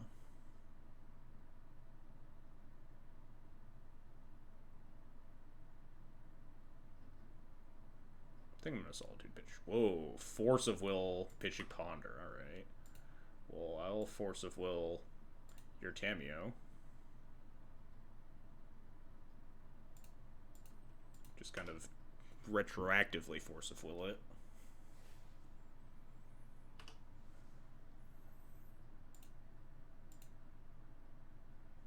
Oh, they had one lander. That would make sense on why they forced the Thalia. They might not have one lander. They might just... Alright, well, this ain't that good for me. Also not the worst for me. They might be brainstorm locked. They might not want to wasteland me. You don't need to wasteland an end-step opponent. You can wait and take your draw step. Alright, this isn't looking the best for me. Oh, never mind, we're fine. Basics are broken.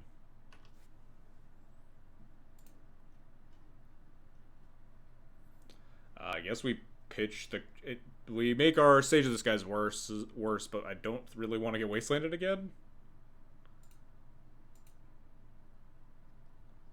I still don't really know what's going on over there.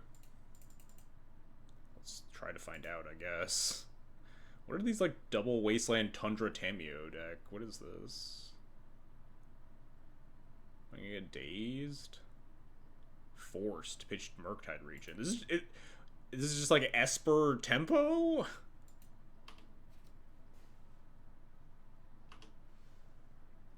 Blue-white tempo?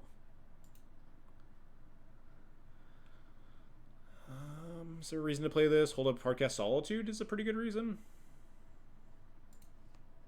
Oh wait, shit. There's a fucking wasteland, I'm dumb. I'm never casting this if I get wastelanded. Maybe they'll just cast a creature instead.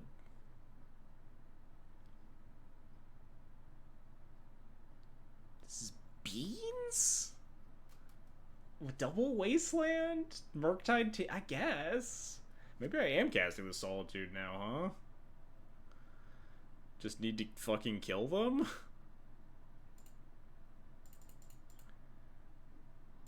I think we're just jamming this. Maybe I'm supposed to wait in case they have, like, second Tameo.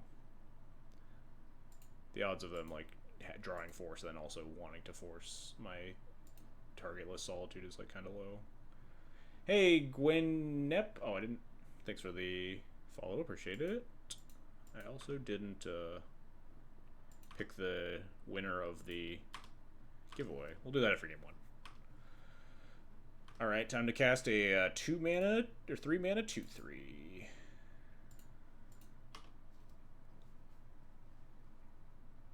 Beatdown time. Thinking about forcing this to say, they only have 2 forces left. Yeah, I definitely shouldn't have cast the Solitude when I did.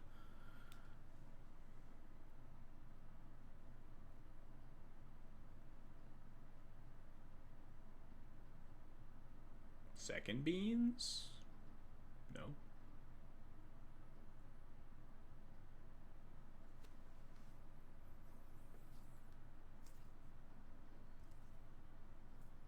Do you have an updated dual commander failure list posted somewhere? I got into the format and have decent success shamelessly stealing your list. I got 4th place in one of the dual commander mini challenges. I think it was last weekend. Not like 2 days ago, but like the one before that. Yes, that's the most up-to-date list. I think that's pretty close to what I would be playing. I don't think there were any cool cards in Tarkir that I would want to add. What am I about to get hit by? What is it? Oh, this is just Leyline Binding, sure. I'm bad. What did we lose to? Oh, you're back. What did we lose to? We lost to the only deck in the format that is worse than the only like person in the legacy queues right now playing a deck worse than our deck, if you can guess who that may be.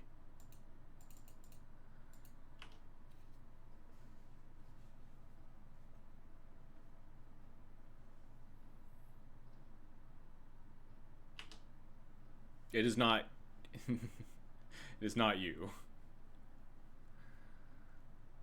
Second beans? No. Uro. Alright, well, we can't beat that. Maybe they never find another green source. For the next 3 turns. Sage is a good guess to be. Suppose that is fair, huh?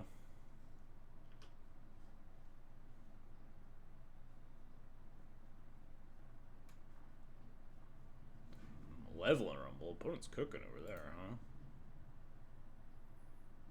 Oh, well. They just get to take this Leyline Binding and then kill me?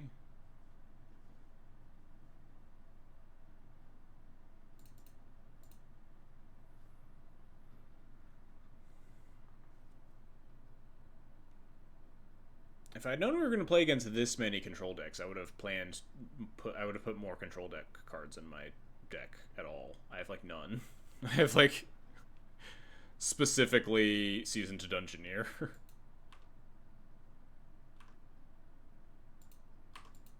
Maybe they just won't draw a green source or a relevant spell for the next 3 turns.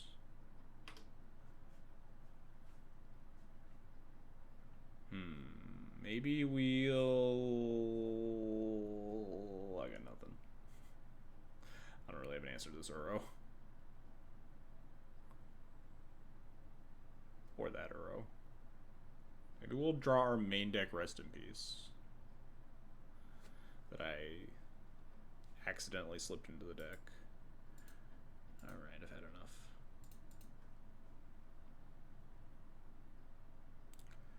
Uro, multiple Tameo, Murktide Regent, huh?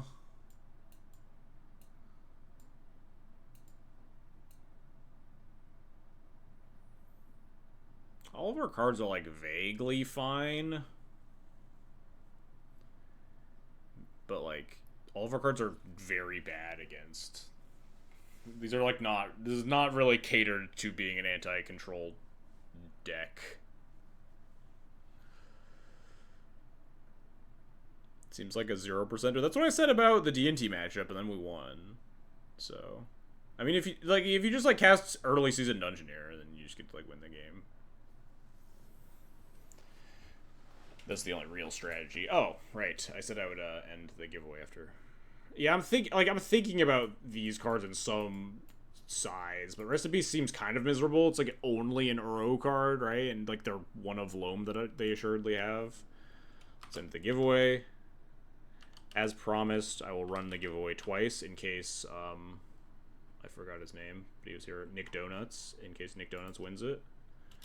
First one is Palman03. If the second giveaway winner is not Nick Donuts, then you get it.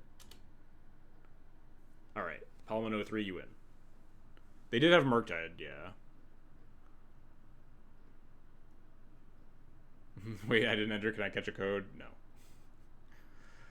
Let me send. We have a minute 20. Yeah, we got plenty of time. Send Palman their code here.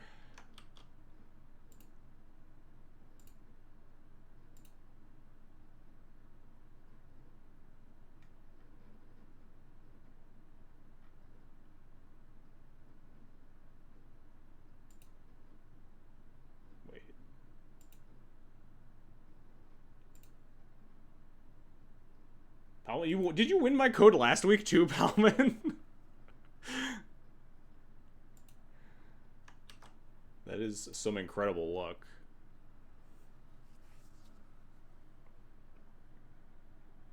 There you go. You get to win twice in a row.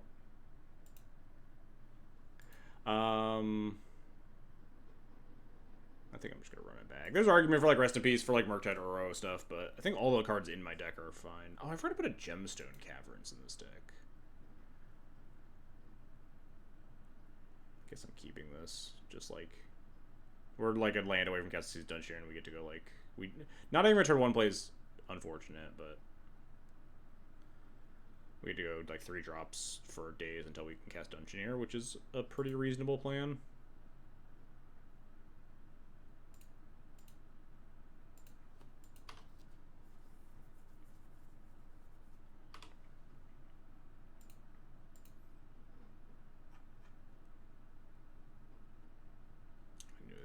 I knew it. I felt it in my bones that we were going to get wastelanded and then we'll never draw land.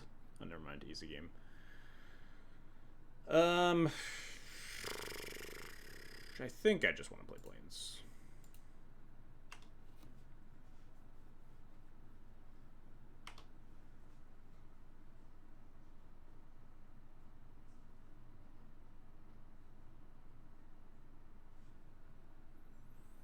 I don't really want to cast Archon into Plow here. So we can just City of Traders Peacekeeper, scope out like Force of Wills to try to land our Seasoned Dungeoneer.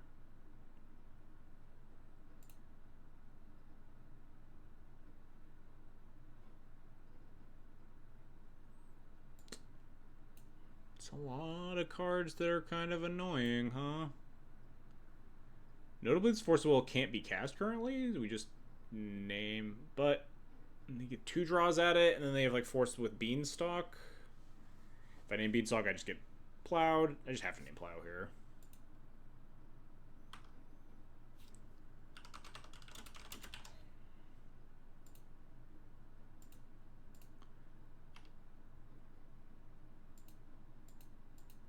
It's fairly likely that we just have to jam Dungeoneer next turn. 2 draws is so many, though.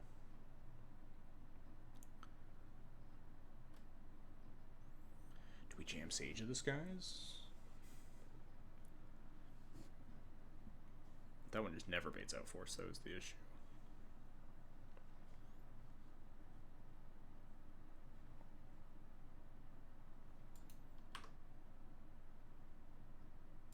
Oh, no, I should have...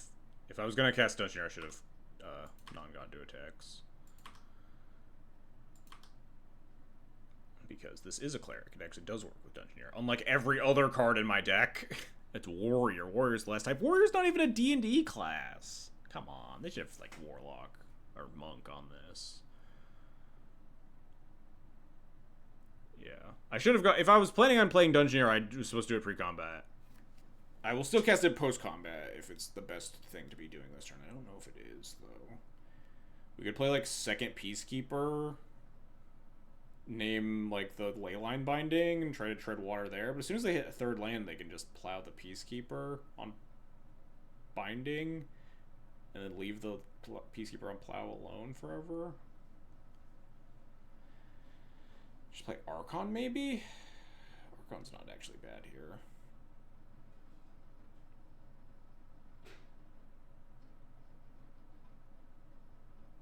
I feel like this was my window to cast Dungeoneer, though, with just like 2 draw steps towards a blue card for Force.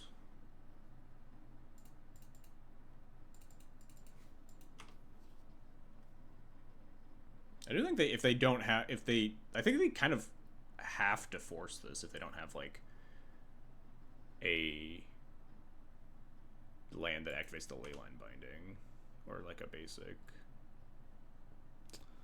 Fair enough, huh? Binding the Peacekeeper? No, just 3 mana plow the Archon, sure.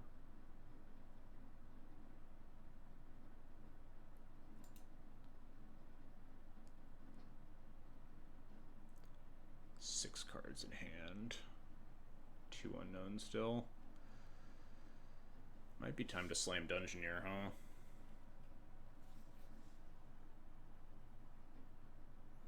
If I played this Peacekeeper and try to like name Force or whatever, the Leyline Binding online, it just doesn't matter. I think this is my window, and I think I do this because I'm inclined to Chrome Mox Sage of the Skies out next turn anyway.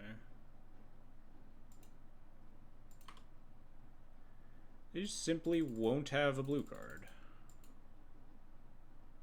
They would have cycled, though. If they didn't have blue card, they would have cast Leyline Binding instead of Plow, I think.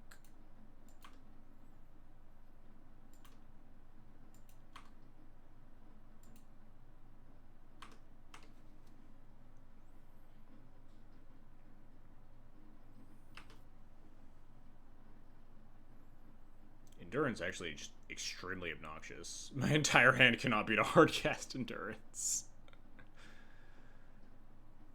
Another Brainstorm that's really bad for me. Also, they're just getting to the point where they could just like Wrath for 3 and nuke me. Yeah, we just... I can cast another Peacekeeper, they cast Nervous Response, and then we just die? Like...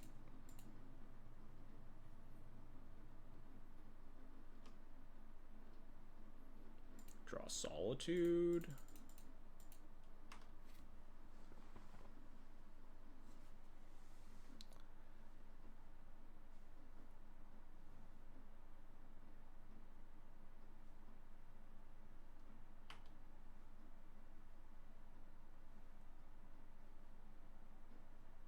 They just don't even have to play the Endurance either. They can just, like, fetch, tap land, untap.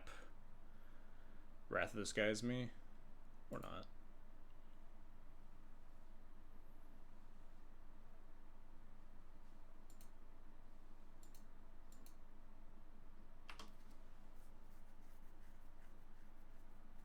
Maybe I'm supposed to play Peacekeeper that turn just to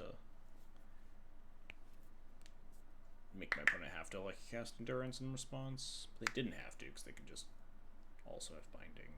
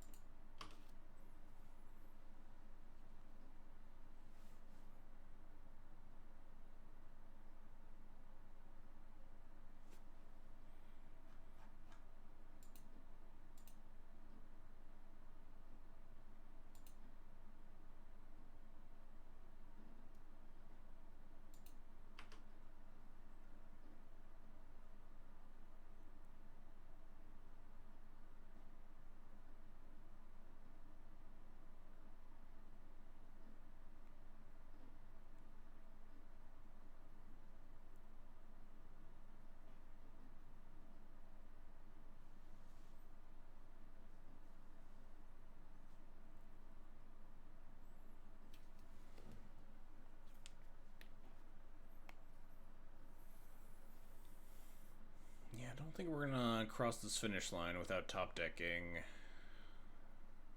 second Dungeoneer here. Ponder no shuffle is pretty bad for me. That doesn't cast Endurance still. Oh, well. That kills me pretty good.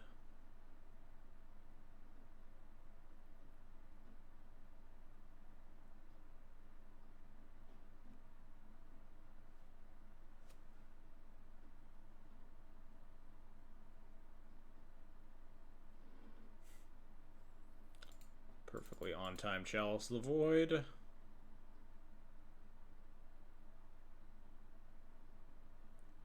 Alright, we'll pack it in. Fair enough.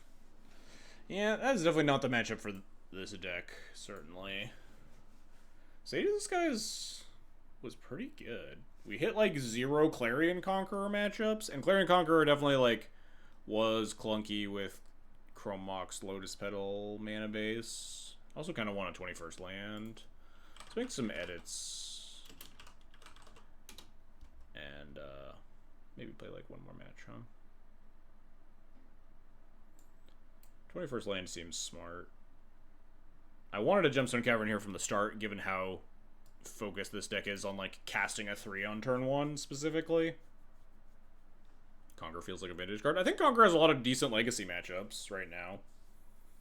Might end up being like a not 4 of, or maybe more, a sideboard card or something, but it's like really good against Nadu. Like turns off 2 out of 3 of like the oops payoffs. Really good against like the variants of Painter. Pretty good against Moon Stompy. Good against like the more artifact based decks, the Mystic Forges or Jewels or whatever.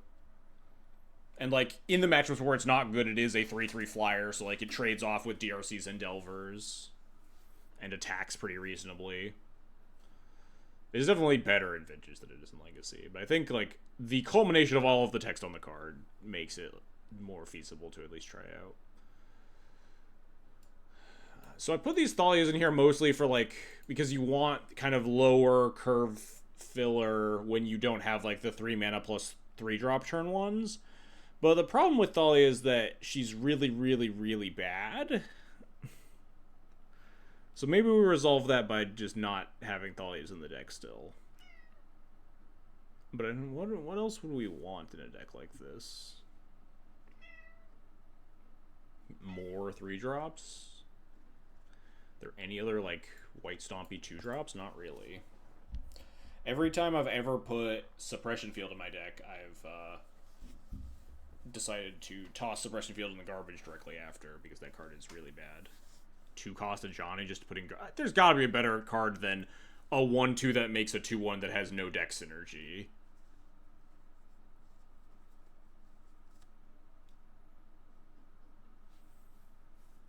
Your cat supports cutting Thalia, sounds like. Yeah, I wouldn't be surprised. There's also a world where like not a Chalice deck, and you could like try to play like Ocelot Pride, something like that. 1-drops help like activate Sage of the Skies on 4 mana, stuff like that. Yeah, Sphinx Cat. Her name's Dog. Tell your cat I said pss, pss, pss, pss. Pss, pss, pss, pss.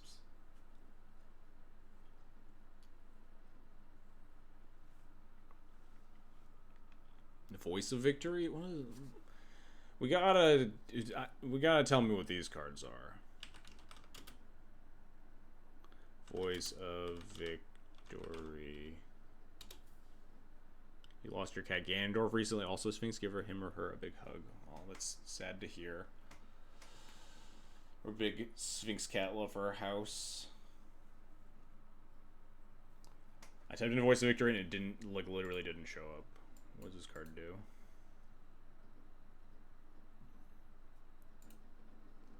Strangle Root G. Thanks for the follow. Appreciated. Oh, this thing. It's the Grand Abolisher. It protects your stuff from Force of Will and attacks for 3. It's not... yeah, like it curves well into your 3s because it makes them all resolve, right? So that's pretty cool. Another fucking D&D class that doesn't work with my D&D mechanic card. How much does this card cost? Because if the answer is real amounts of money, then I'm not buying this fucking card. Go bots, enlighten me. Voice of Victory. This card is 15 tickets? Are you kidding me? This card is not that good, right? We're not playing this card. But it might be a good idea, honestly. Pretty reasonable clock. Like, essentially 2 mana 3/3 for beaten down. And, like, helps you resolve your other hate cards through Force of Will. Or, like, your bigger cards through Force of Wills and stuff. Nice, just kind of filler. It's not super exciting, because, like, I mean... doesn't do anything, it just like dies. Like, it's similar to Thalia in that respect, but like Thalia would like tax a plow or a bolt along the way at least. But like they don't always have the plow or the bolt, right? Sometimes they have the force. And your Thalia isn't very good. Play Grand Abolisher's like white though. There's like no chance we're putting that in the deck. Modern Energy? This is a Modern Energy card? Is it? I don't know shit about Modern. Porcelain Legionary. If that card pitched to Chromox, maybe. I think the stream is slowly devolving into let's suggest really bad cards time. So rather than do that, I'm just going to quickly cut, like, really good with Guided Souls. Yeah, that's fair.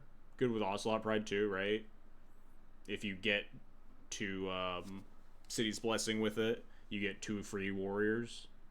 And it, like, puts more permanents into play to get to City's Blessing faster. Tokens are red, so it's good with good with Goblin Bombardment. All right, yeah, fair enough. All right, maybe I'm seeing the vision. It makes sense with a lot of the cards in Modern Energy.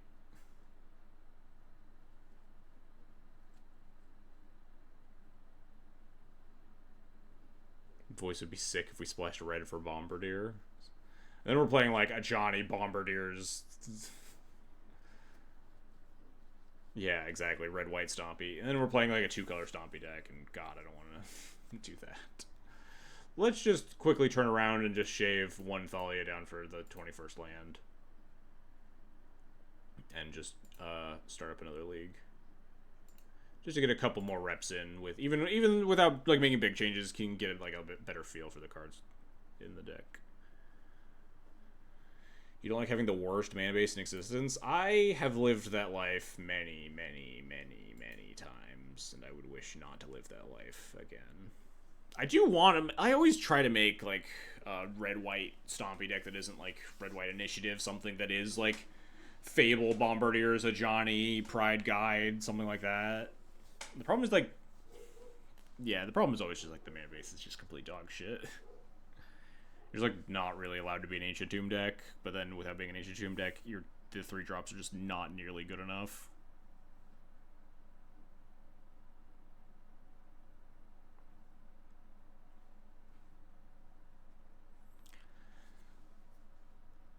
Give us white speed, Spirit Guide, Watsy. Honestly, the petals activating Sage, you got some juice for like petal being better than white Spirit Guide. I mean, white Spirit Guide would be a lot better for Clarion Conqueror and Chrome Mox and casting when you're flooding, and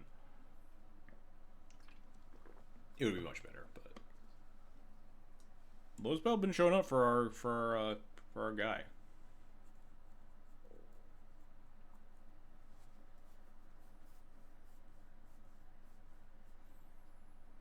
New Goblin with Mobilize is testing well? I don't know any of these new cards. Core Spirit Guide, but make it a 2/3 flyer. It's only fair. Just print the Rider. You can't do anything bullshit with it. Rose Island? Isn't this Samantha?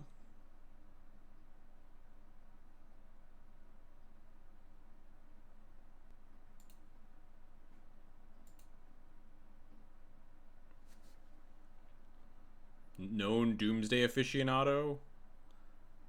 Maybe I should have molded for turn 1.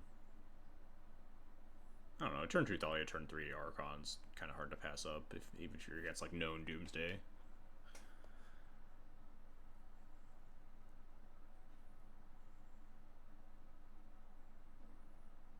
Stadium Headliner. 1/1, mobilize 1.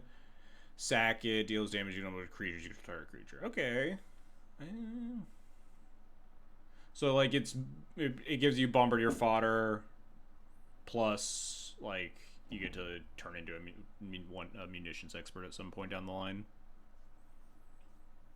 or like most of a munitions expert -1 because it kills itself, but it also attacks first and adds 1 to the board. So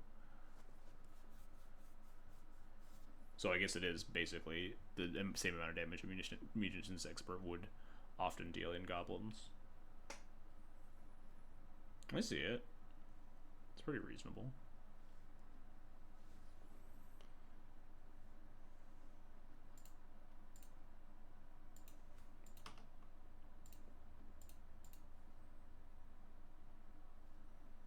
Turn 1 Headliner, turn 2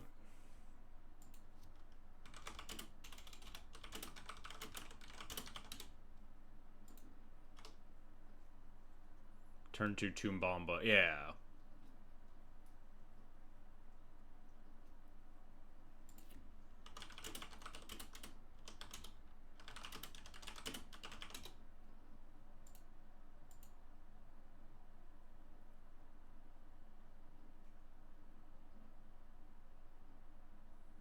I'm judging your Clarion Conqueror as not being the Ghostfire version. I have 1. I just bought the first 4 I could find. I have 1 of the Ghostfire version. It looks way cooler.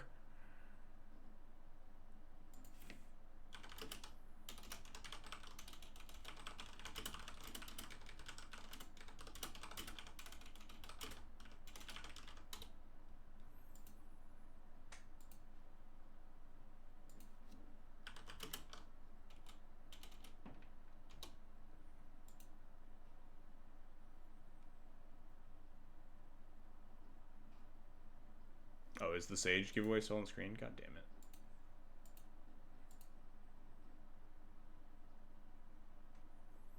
Doomsday players made a pact with the devil to always have Ritual Doomsday in every opener. What is this fucking Bayou Doomsday? I'm gonna cast Thalia and then die. Like,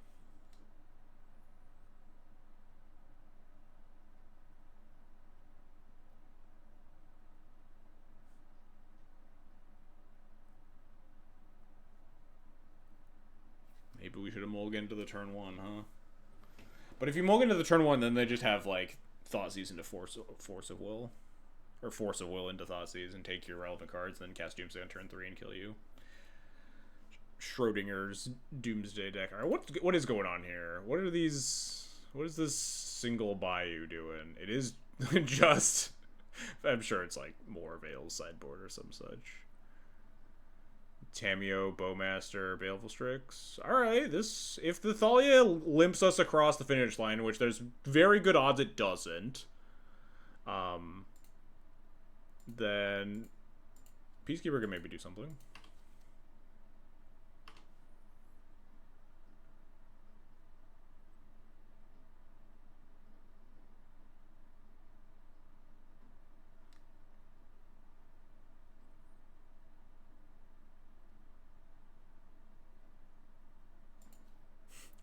Can't give me the frowny face, Samantha. With my no third land. Excuse you. Excuse you. I have third land right here. I maybe should have played it out, playing around like getting Thoughtseize that turn or something. Also, we just drew land easy.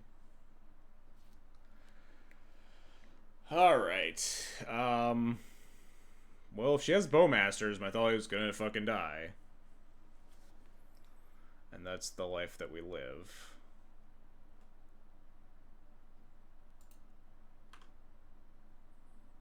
So we just fucking send it.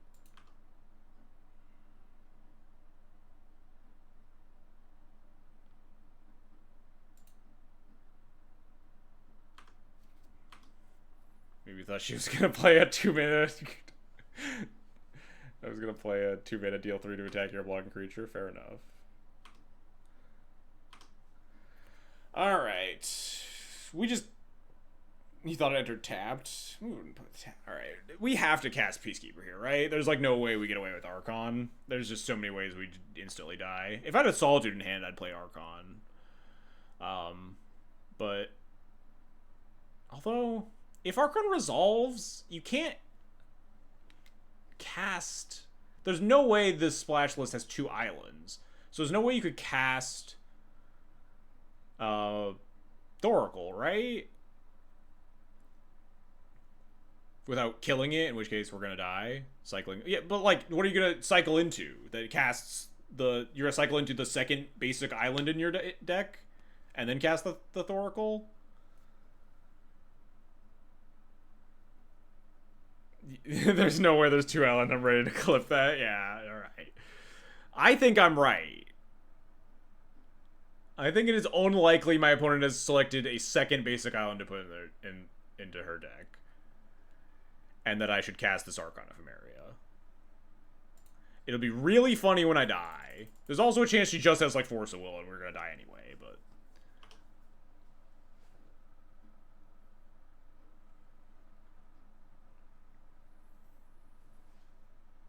Or days. Are there dazes in here? 1 days, 2 days. Oh, we're so dead. There are only 2 days. This Archon's getting dazed, that we're gonna die. I mean, that was always gonna happen, though. 1 days, 2 days, red days, blue days. Can't daze through Thalia. True. We're not dead. Look at that. Chat remembering my cards better than I am. I'm so rusty on my Thalia brain, huh?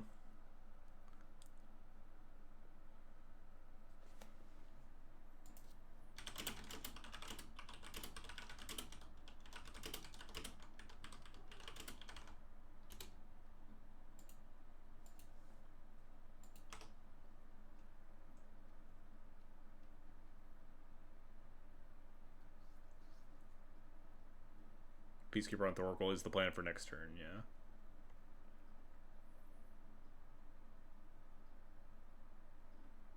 Let's go. We play around days now. This isn't like sneaky lethal somehow, right? We still only have 5 mana.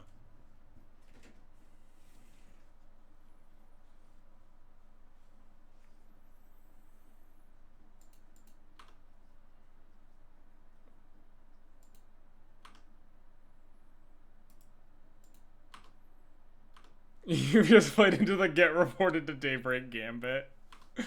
True.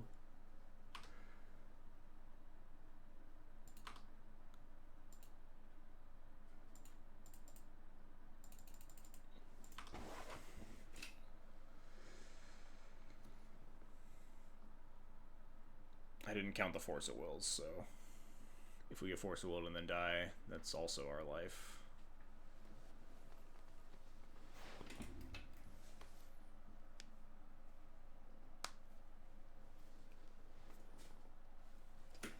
Hey, dog.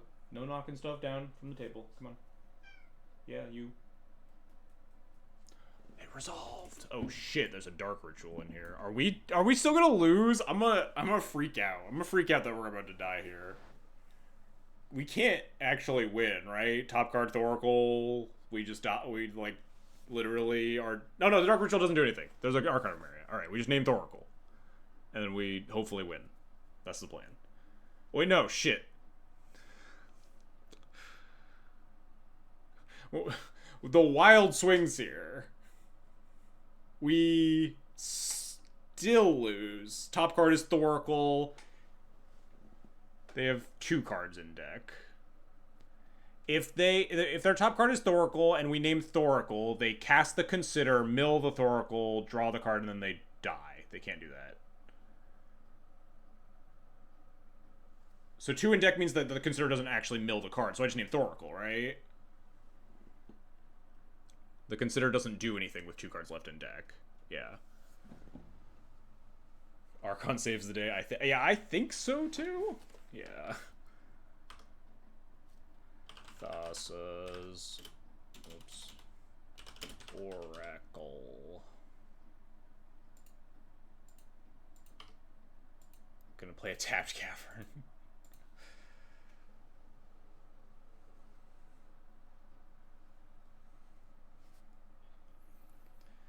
I think we have this.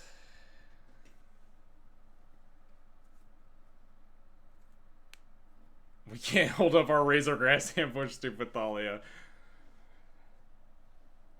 D&T never wins this game. Very correct. Absolutely. Our deck has a lot more hate cards than D&T. D&T easily loses this game like 10 out of 10 times.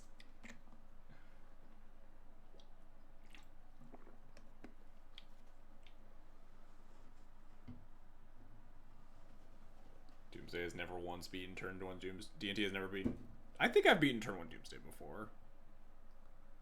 I think it was like they were on the draw and I had like turn 2 Spirit, turn 3 something else. Something like that. Yo, let's go! We did it. We beat the turn 1 Doomsday. Alright.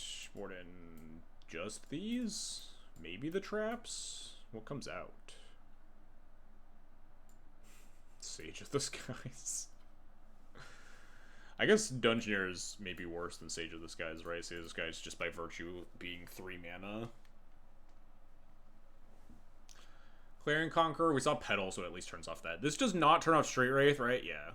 This is just artifacts, creatures of Planeswalkers, not creature cards. Does not turn off Straight Wraith.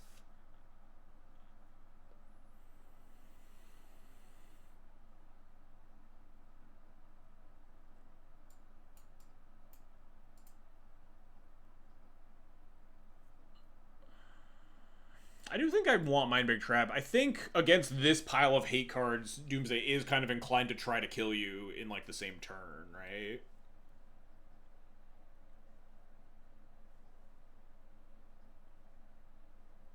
Containment Priest for Reanimate. I think that's probably not right. Maybe it's worth, depending on what we're cutting, like, maybe Containment Priest is better than, like, the 4th Sage of the Skies if we do this. For the Reanimate pile. Like, it's pretty minimal shifting cards. Both of these are pretty worthless. I would much rather have Containment Priest in my deck than Res to Beast. I'm not gonna... Although, we didn't... Yeah, no, we didn't see any Murktides or whatever in the pile, did we?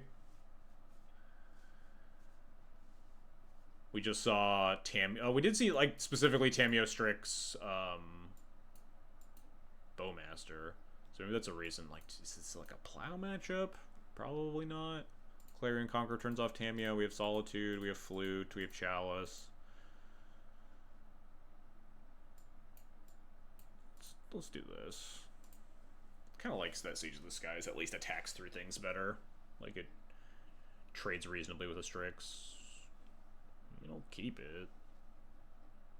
This is just like Plains Petal Chalice into City Petal Sage.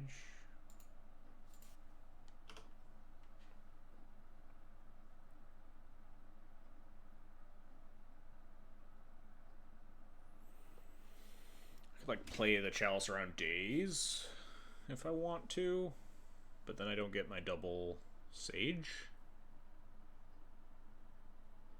Could also Solitude into Sage, not Chalice. Is the Sage token also borderless? It is an identical copy, yes. So lucky. All skill, baby.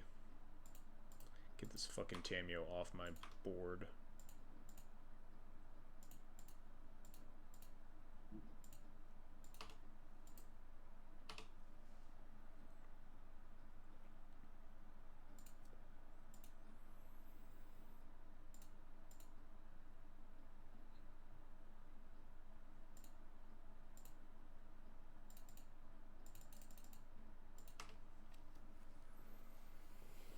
Well, this could easily be just us dying to a Doomsday. If that's just shit Cabal Ritual right there, I've been very mad. My guess is that this is just Doomsday time and we're cooked. Mill Cavern of Souls, sure. Not Doomsday time. Fair enough.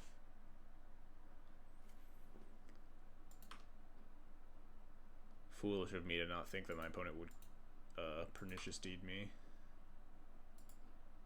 Would have been really sick if we had drawn Disruptor Fleet right there. Could have also even drawn Anointed Peacekeeper. Somehow that seems worse. Yeah, I honestly think I wish that my opponent that she Doomsdayed me. I don't think we can beat this one. Be a good turn to put our companion in our hand. I often think about Kahira White Stompy. I was thinking about Kahira White Stompy with like just Solitudes and playing that like new non-creature Coco thing.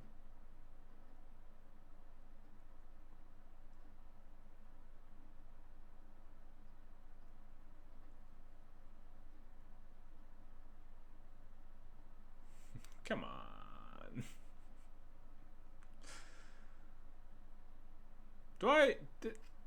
I just concede here, right? Like,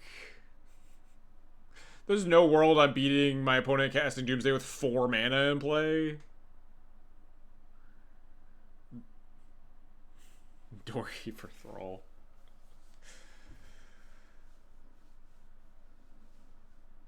I guess we could just see how many fucking Pernicious Deeds are in there, huh?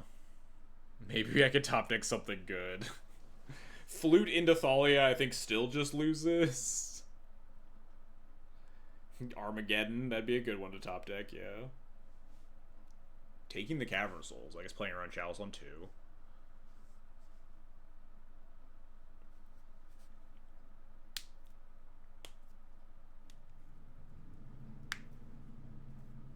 Cataclysm? I feel like we would probably lose if we cast Cataclysm.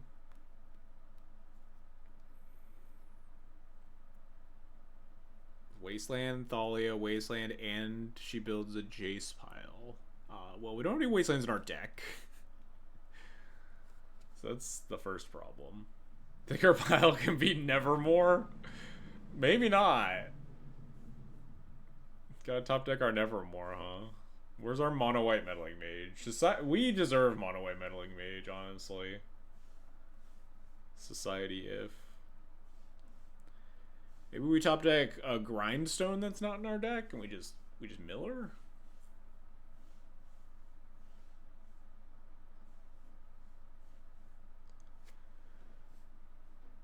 There are some number of Murktide regions. 2, it looks like. Oh, and Barrogoyfs? Jeez, are we supposed to board in Plows for this matchup? There are 4 Barrogoyfs? I guess we're boarding in Plows, huh? I forgot to cut this. I'm supposed to cut this on the draw, or on the play. Mono white Ipnu Rivulet.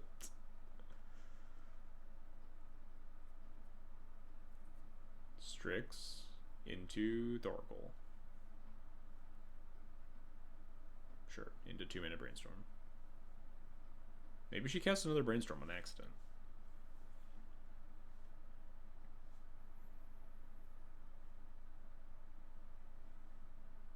Maybe I got nothing. Maybe we draw the 5 damage Lightning Bolt.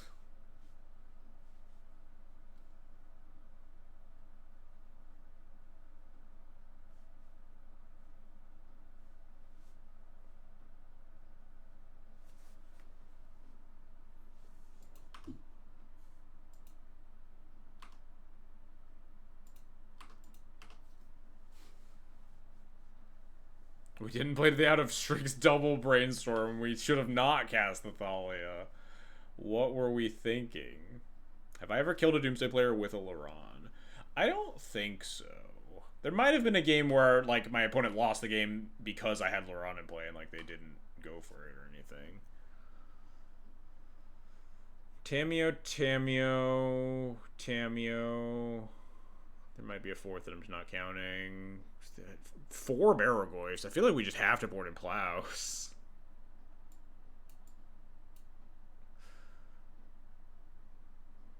Just get these Sage this guys out of my deck. Just run it like this. Maybe is Rest in Peace the strat? Rest in Peace beats the Barragoyf and the Reanimate line and the Murktide Regent? Why do people board in creatures against decks that can't beat the Doomsday Plan? I mean, this deck can beat the Doomsday Plan, so I get it a little bit more. When you have, like, infinity hate bears that you can cast on, like, turn 1.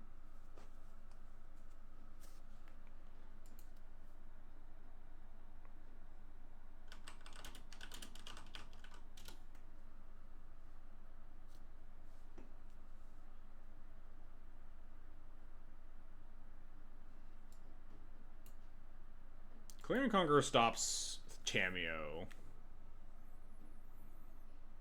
And Lotus Petal. Split Plow and Rip. Maybe Rip is just better than Plow. But both are better than Sage of the Skies, but I'd rather have these other creatures in my deck. We have a lot of answers. We can beat a Barragoyf a fair amount of the time, right? Plow, Solitude, Rip. Actually, not a whole lot else. Barragoyf is actually pretty fucking scary.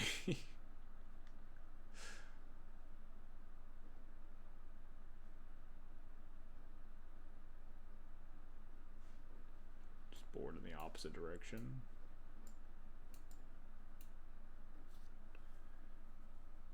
Yeah, maybe we do kind of want Dungeoneer. Dungeoneer is kind of a decent clock. Seeing, like, this much of a creature juke plan is, like, kind of makes sideboarding weirder.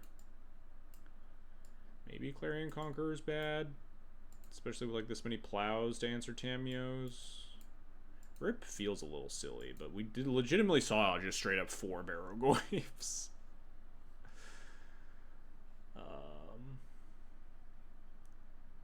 Yeah, I'm a little low on Clarion Conqueror here.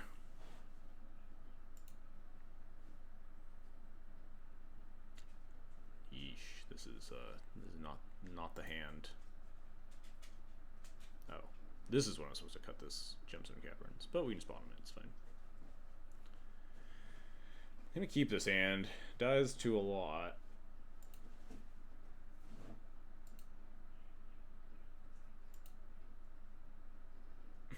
Do I have to keep all the Razorgrass ambushes in my hand to hit Barragoyfs with?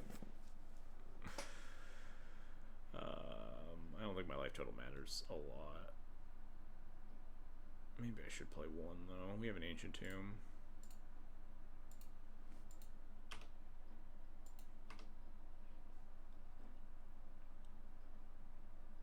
Not turn 1 Doomsday. Praise. The question is, do we cast Thalia or Archon Ephemeria?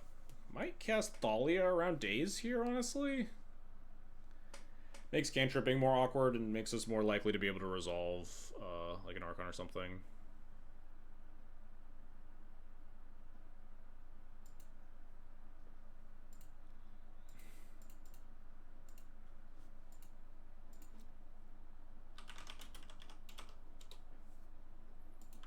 Wait, is it Samantha's birthday? We're to match one of this league. I will happily.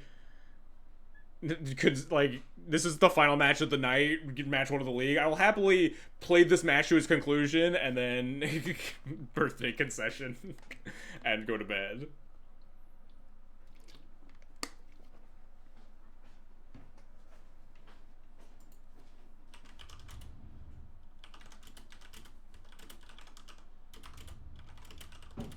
It's not my birthday, it's her birthday.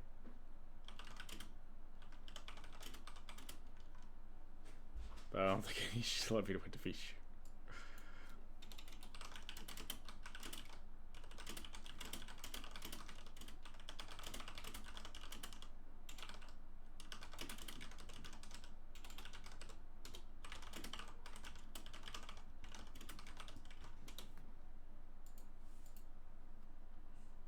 Is it also your birthday? Happy birthday to you, man.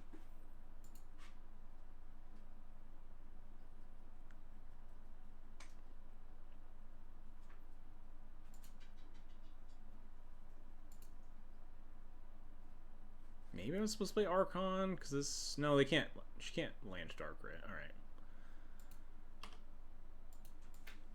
Good Thalia cast, probably. Archon seems like the much more reasonable card here. Just cast like a Baleful Strix or something. Be chill about it. Don't be like Dark Red kill you. Hey! Get that out. Am I dead? No, I'll let her have it. It's her birthday.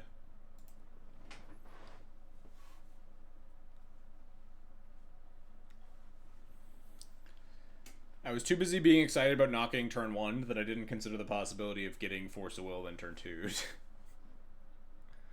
But also our hand just isn't good enough to beat, even if this isn't just a same turn kill, like Brainstorm into fast mana, blah blah blah. I don't think Archon's cut out to close this game.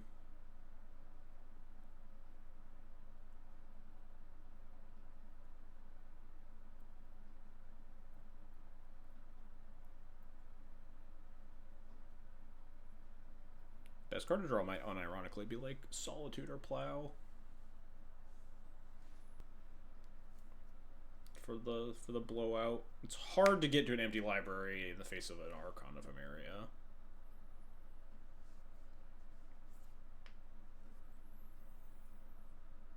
4 mana, so we can never like double hate card no matter what we draw here.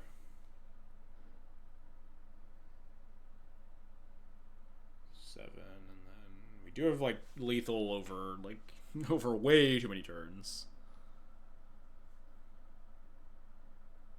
And it's be like all blanks, and then we also I think we need a second hate card in order to win this game, even if her hand is all blanks.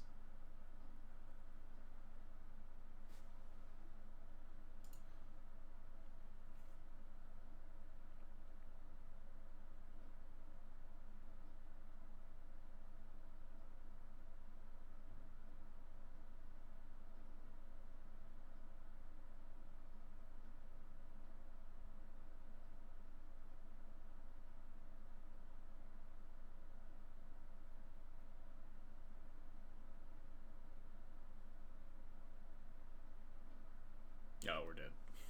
Maybe she plays around Mind Big Trap?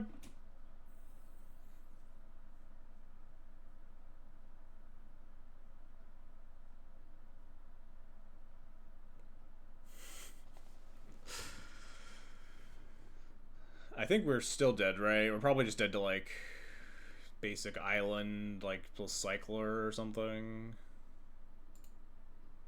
You know, do my thing, huh? Is there a world where I'm supposed to cast Dungeoneer to incentivize her to, like, cast 3 spells and get Mind Break trapped or something? Maybe she just has second force.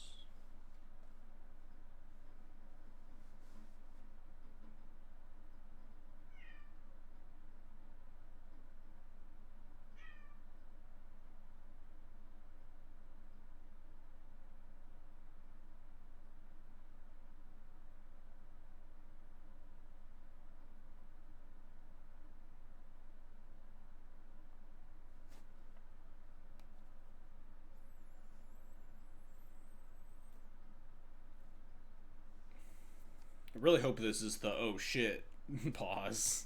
There's no possible way you don't play around like just Archon of Meria. Just like cycle basic island kill you, right? Or alright, maybe not, maybe it's oh man, where's our rest in peace? Top deck rest in peace time? One time dealer? 2 out of 52? Should have boarded in the Containment Priest.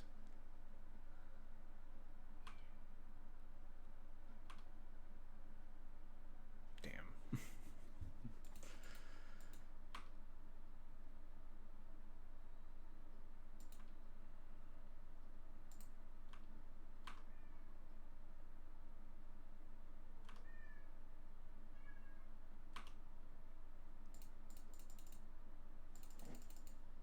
If we had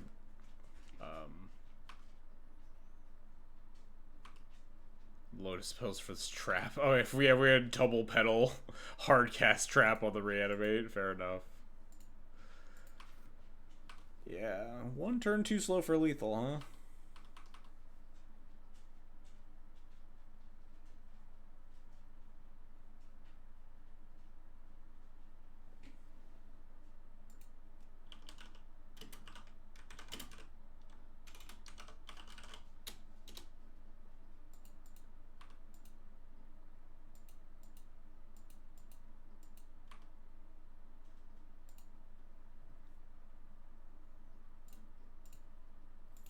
Alright, that's enough for today. We got a quick 6th match. Stompy decks tend to play out a little faster than Death and Taxes, but Sage of the Skies feeling pretty good. We hit like actual no good Clarion. No, our first match was like very good Clarion Conqueror matchup, but we hit like a bunch of like weird stuff where Clarion Conqueror did not line up. It's possible you could like play this card in the sideboard and still try to like make the rest of the white Stompy stuff work. I'll definitely keep thinking about this. Sage of the Skies overperformed. I was pretty impressed. If I could cut these Thalias for like any other card in Magic, I probably would try to. Maybe there's a world where you can play like what, like Felia, Stoneforge, Formalware for your like pile of 3-drops. Do we have enough like Felia hits at that point though? Is Sage the Zoomer Lingering Souls? I don't. Feels like that's not quite a great comparison. GG's, Samantha.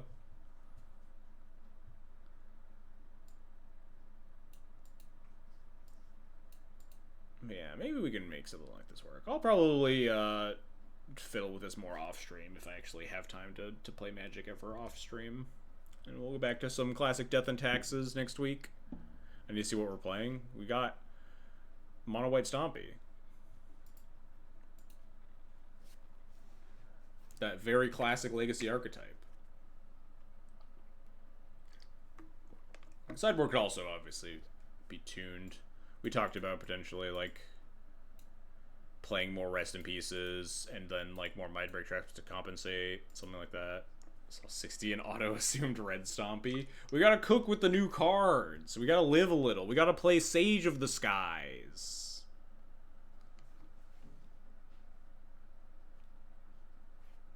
Can't wait to see your take on Sage of the Skies D&T. This is unfortunately not a D&T friendly card. D&T's really bad at double spelling. We're just gonna like add a bunch of Mishra's Baubles to D&T just to trigger our Sage of the Skies. You play like what, Samwise and Sage just like for like Mishra's Bauble value. Oh god, this deck sounds atrocious. Yeah, Lotus Petal, Chrome Mox, D&T with like Samwise. Oh god, I don't want to think about this. All right. We'll ruminate on it. I'll come back to this if I like find a list that I'm like happy with and kind of want to mess with. Otherwise, we'll just like play some D&T. I'll tinker with this stuff in my off time. Can you not, kitty? We're trying to end the stream here. Go away. All right, let's wrap this one up. Go find someone to raid.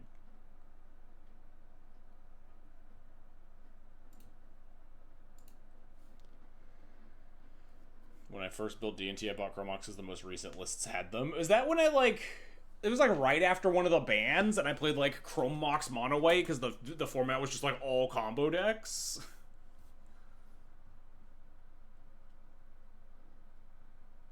Yeah, I remember when I did that. That was fun.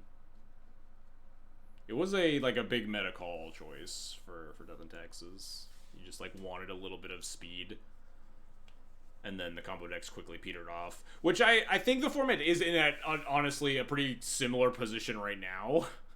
It feels like it's just like non-stop combo decks all the time. The challenges over the weekend were just like a bunch of like Oops and Sneak and Show and Nadu and stuff.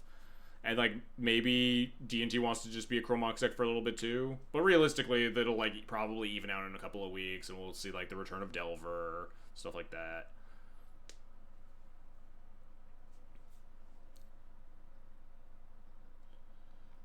Alright, who are we rating?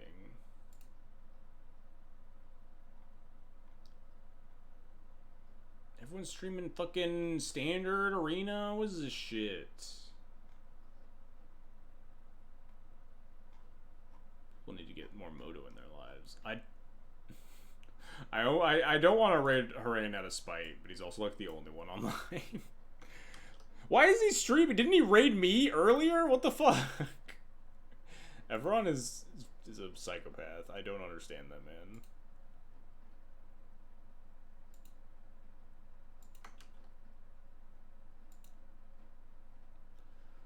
We'll send you back over Evron's way, huh? He's been streaming consistently the past couple weeks. More than consistently. He's been streaming like non-fucking stop. He's just constantly online. But yeah, we'll just send you over his way because I'm lazy and don't want to find anyone else to raid.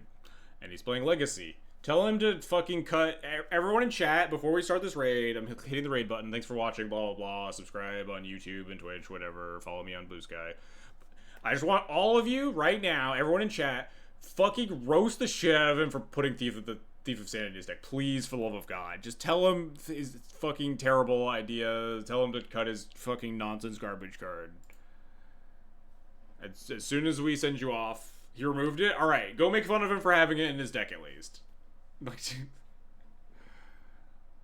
Everyone needs to roll up to chat and be like, is this where I watch people cast Thief of Sanity at Legacy? Smile? I need you guys to fucking toast his ass. Oh my god. Alright. Thanks for watching. We'll be back again next week. More Legacy.